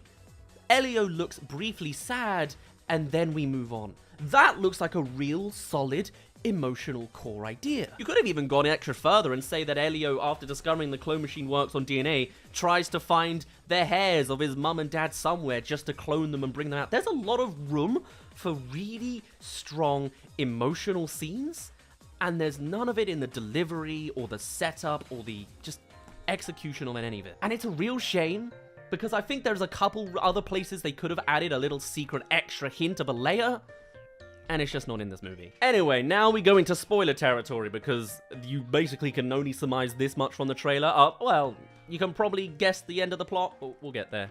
Anyway, now that we've got the clone thing set up, they then go on to clone the worm's son instead. He's gonna take this place, become a warmonger for his father, and they can not have to worry about it ever again. Just like what Elio's currently doing at home. But what is very nice in this, I can't remember where exactly these two events happen in the timeline of the movie, but we'll run with it anyway. I'll mention them both here. What I really, really like with especially the clones is the aunt being someone who is not just a generic, like, oh, I lost my son and I don't know where he is, you know, not useless parent, actively discovers and realizes that their clone is acting odd and finds out that they are a clone and coming to the conclusion that Elio has been abducted. That's really, really nice, because it implies that the character does know their new nephew and, you know, working on the dynamics of their relationship. That's really, really sweet. It happens, but they don't, you know, it's this again. Anyway, following on that theme, Gligon also realizes that his son is far too chipper and agreeable now, and discovers that his son is a clone and that the real one is still being abducted. Hence, he's very angry, and now the attack on the Communiverse begins. Sweet, brilliant, I like it. This is then the sad times. Elio is banished and kicked out, and the whole Communiverse is under attack. But actually, here as well is where things really could have gone somewhere. See, on the side, there's this like jellyfish character who's able to read thoughts, right? It's a classic, generic, alien thing. But they use this as a moment to read Elio's mind to discover where the real sun is, and they find them at the docks later on. Cool. But in this moment as well, this alien is clearly more perturbed after reading Elio's thoughts, and the reason is because they then realize Elio's just a kid, he's not the leader of Earth, he's been lying to them all this whole time. I think this was a real missed opportunity, as you could have done more there. Imagine if, after reading his mind, they become even more softer and surprised. There is this revelation that gets them banished, but maybe in that moment as well, we learn a little bit more of the grieving side of Elio's memories, maybe even giving us a flashback to the accident with the parents. It could have been some reveal of some secret that Elio really doesn't want to address, not only keeping a secret from the aliens, but keeping a secret from himself. What if, on just another cliche, simple idea, what if it turns out that Elio was responsible for the incident that killed his parents? Or something. Maybe it's too dark for a Pixar movie, I don't know, it is only PG. But something to imply that there's a little bit more depth that explains why Elio is grieving so badly, why they're refusing to connect with other people for fear of causing damage like the people they were last most connected to. There's such a thing here. That is the spot for an emotional gut punch. A Pixar classic. Nothing. It's just generic. You lied to me! Get out, alien kid, in generic alien kid abduction movie. Instead, there is room for another emotional scene here. You'll never guess if this one delivers well too. Elio is sad on the coast after being returned, discovers their aunt with their clone. The clone goes away, and the aunt recognizes her real nephew as well. Realizing that they themselves were making a crop circle saying, "Bring Elio back." They have a heart-to-heart in the form of a hug, very few words, and that's it. Again, you can see that's meant to be something. I guess you're meant to read the subtext of, yeah, I knew it was you the whole time. But I think you could have still made that feel stronger than just a hug. And, you know, like, it's just not enough. It's just like, you have to stretch to feel, you know what I mean? Against the likes of all the other Pixar emotional gut punches, no man, it's just not it. Anyway, from here, you then get the Flight to the Navigator ending that you can also imply from the trailer. They need to raid the military base to get a spaceship. It's the Worm Son that accidentally teleported to Earth, and that's why they're not gonna find him up in the Attack on the Communiverse. It's also here where the line, "You made a friend?" from the trailer appears, and they doctored that one too, because it's not the aunt that says it, it's the aunt and the clone that says it to Elio. That one at least I understand, because it's a spoiler, and I guess out of context, hard to follow the clone. Even still, it's better in the movie than the trailer. The marketing just made everything as generic and boring as possible. They do have a fun sequence. Again, the clone is the best part of the movie, where he disintegrates into like a soldier and scares him. It's a nice horror moment. They play around with horror in this quite nicely. Pixar love their side horrors. And then, what do you know? They get to the alien spaceship, they get in, and then they fly away to the final base. The Communiverse again. There's an element there of the Worm Son being frozen because his badge is broken. Because yeah, that's the thing, it also controls temperature. I don't get why they didn't rip off the badge to make them normal temperature rather than accidentally, actively setting it on cold, but you know, sure, whatever. And this as well is meant to be another emotional scene whereby they're flying out to space and it takes community in order to make them dodge a bunch of space debris. They do this because a radio goes to the original bully at school, who now is not a bully. He wants to be friends with Elio because another bully went too far, I guess. Shaky. This not bully friend then goes on to know the conspiracy theorist scientist, who they have never shared a scene with before. Sure, Shaky. They then give guidance in order to dodge space debris as they do a few things. The aunt knows where to project and rearrange, that's her job. They then go out of range, and then after that, they start getting telecommunications via other humans speaking in other language accents. It's a miracle that they're all speaking English in such a short time frame to know what's going on and not their own native language, sure. It's meant to be that nice camaraderie moment, humanity coming together with this hurdle, but also, it's not that great. It's not as strong as it could be, because it's just voices coming out of a radio. I think if you at least saw each one on their own little radios across the globe, I could have been slightly better. It's just, I don't know, man. You just can't feel it that strong. I couldn't anyway. Anyway, they then get to the final area for the final conflict against the big villain. He sees his space worm son is frozen, and so, chucking away all of his honor, he decides to rip open his body armor suit, because it's a body armor suit, by the way, and that's the most dishonorable thing you can do or something, comes out of his suit, and then warms up and coddles his son, just like Glorgon's mum used to do. With that, the worm son wakes up, everyone's happy, the end. Literally. Okay, wait, hold on a minute. We had a few motivations at the beginning of this movie. Where are they? There's this warmongering villain out to take over the universe. He wants to combine with the communiverse to take over the universe. He also, remember this pin, we're bringing it back again, actively knows that his son is soft and not the warmongerer that he wants his son to be. The ending, the son wakes up and then confesses that he doesn't want to be a warmongerer. And the dad's like, yeah, I know my son. I love you anyway. And that's the ending? It's not very accurate, is it? He, at the beginning of the movie, already knew what his son was like and also wants to go to war. Now, he got his son back, doesn't want to go to war.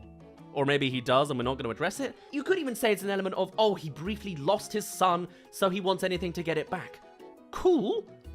Show me that more. Tell me that more. I want to see him genuinely having like this internal moment of, oh man, this is more important to me than my war. We don't. It just kind of ends on a quick happy note. The communiverse wanted a new member out of these two candidates. Does it want them anymore? Because they don't get either and they don't talk about it. Elio decides to go back on Earth because he discovers he's not alone and gonna be with his aunt, which is, of course, the classic standard cliche ending you could probably have predicted from this movie. And then in a post-credit scene, he's with the not bully friend communicating with the aliens over radio. The plotline, pretty standard. The visuals, unfortunately, that generic Pixar bean look. Emotions in every regard not too strong or not really utilized.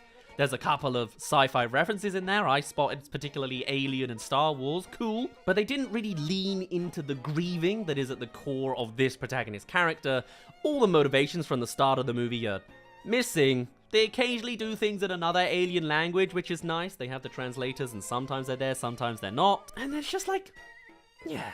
There's a couple things that also confused me along the way that I was trying to work out. What's the time period? They were talking about like a 70s space mission at the start. The house designs felt like a 1960s cul-de-sac, but then there's also iPhones, so I assume it's modern day, but it was kind of iffy there. And though there are things I like in certain aspects, by all regards, it's just a standard generic Pixar movie and easily makes this one of the most forgettable Pixar movies. It just doesn't have that oomph, you know? It's the relationship dynamic of Lilo and Stitch, but done worse. It's the opening of WALL-E, but done worse. It's kind of the Lightyear Zurg reveal, which that already wasn't good to start with, so what a great basis. And then it's just kind of every Disney orphan with a lot more grieving that's not really, you know, covered well enough. And at the end of the day, it's kind of just E.T., but in reverse. And making like a classic movie, but like 40 years too late, doesn't make it a modern classic.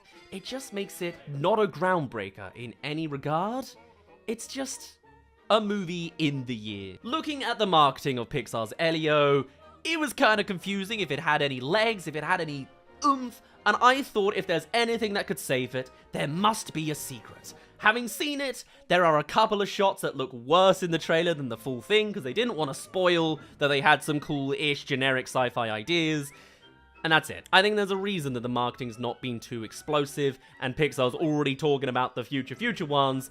This seems like a little bit of a lost cause of the project, already going through development hell, and then the final results just a little bit sanded down and soft in every regard. There's no good punch, there's no big hit, it's not a Pixar classic, it's a classic story done by Pixar. And for that, it certainly makes it the case, at least for me, that Pixar's Elio is definitely just forgettable. And there we are, we finally made it to the end so far of 6 years of Pixar reviews.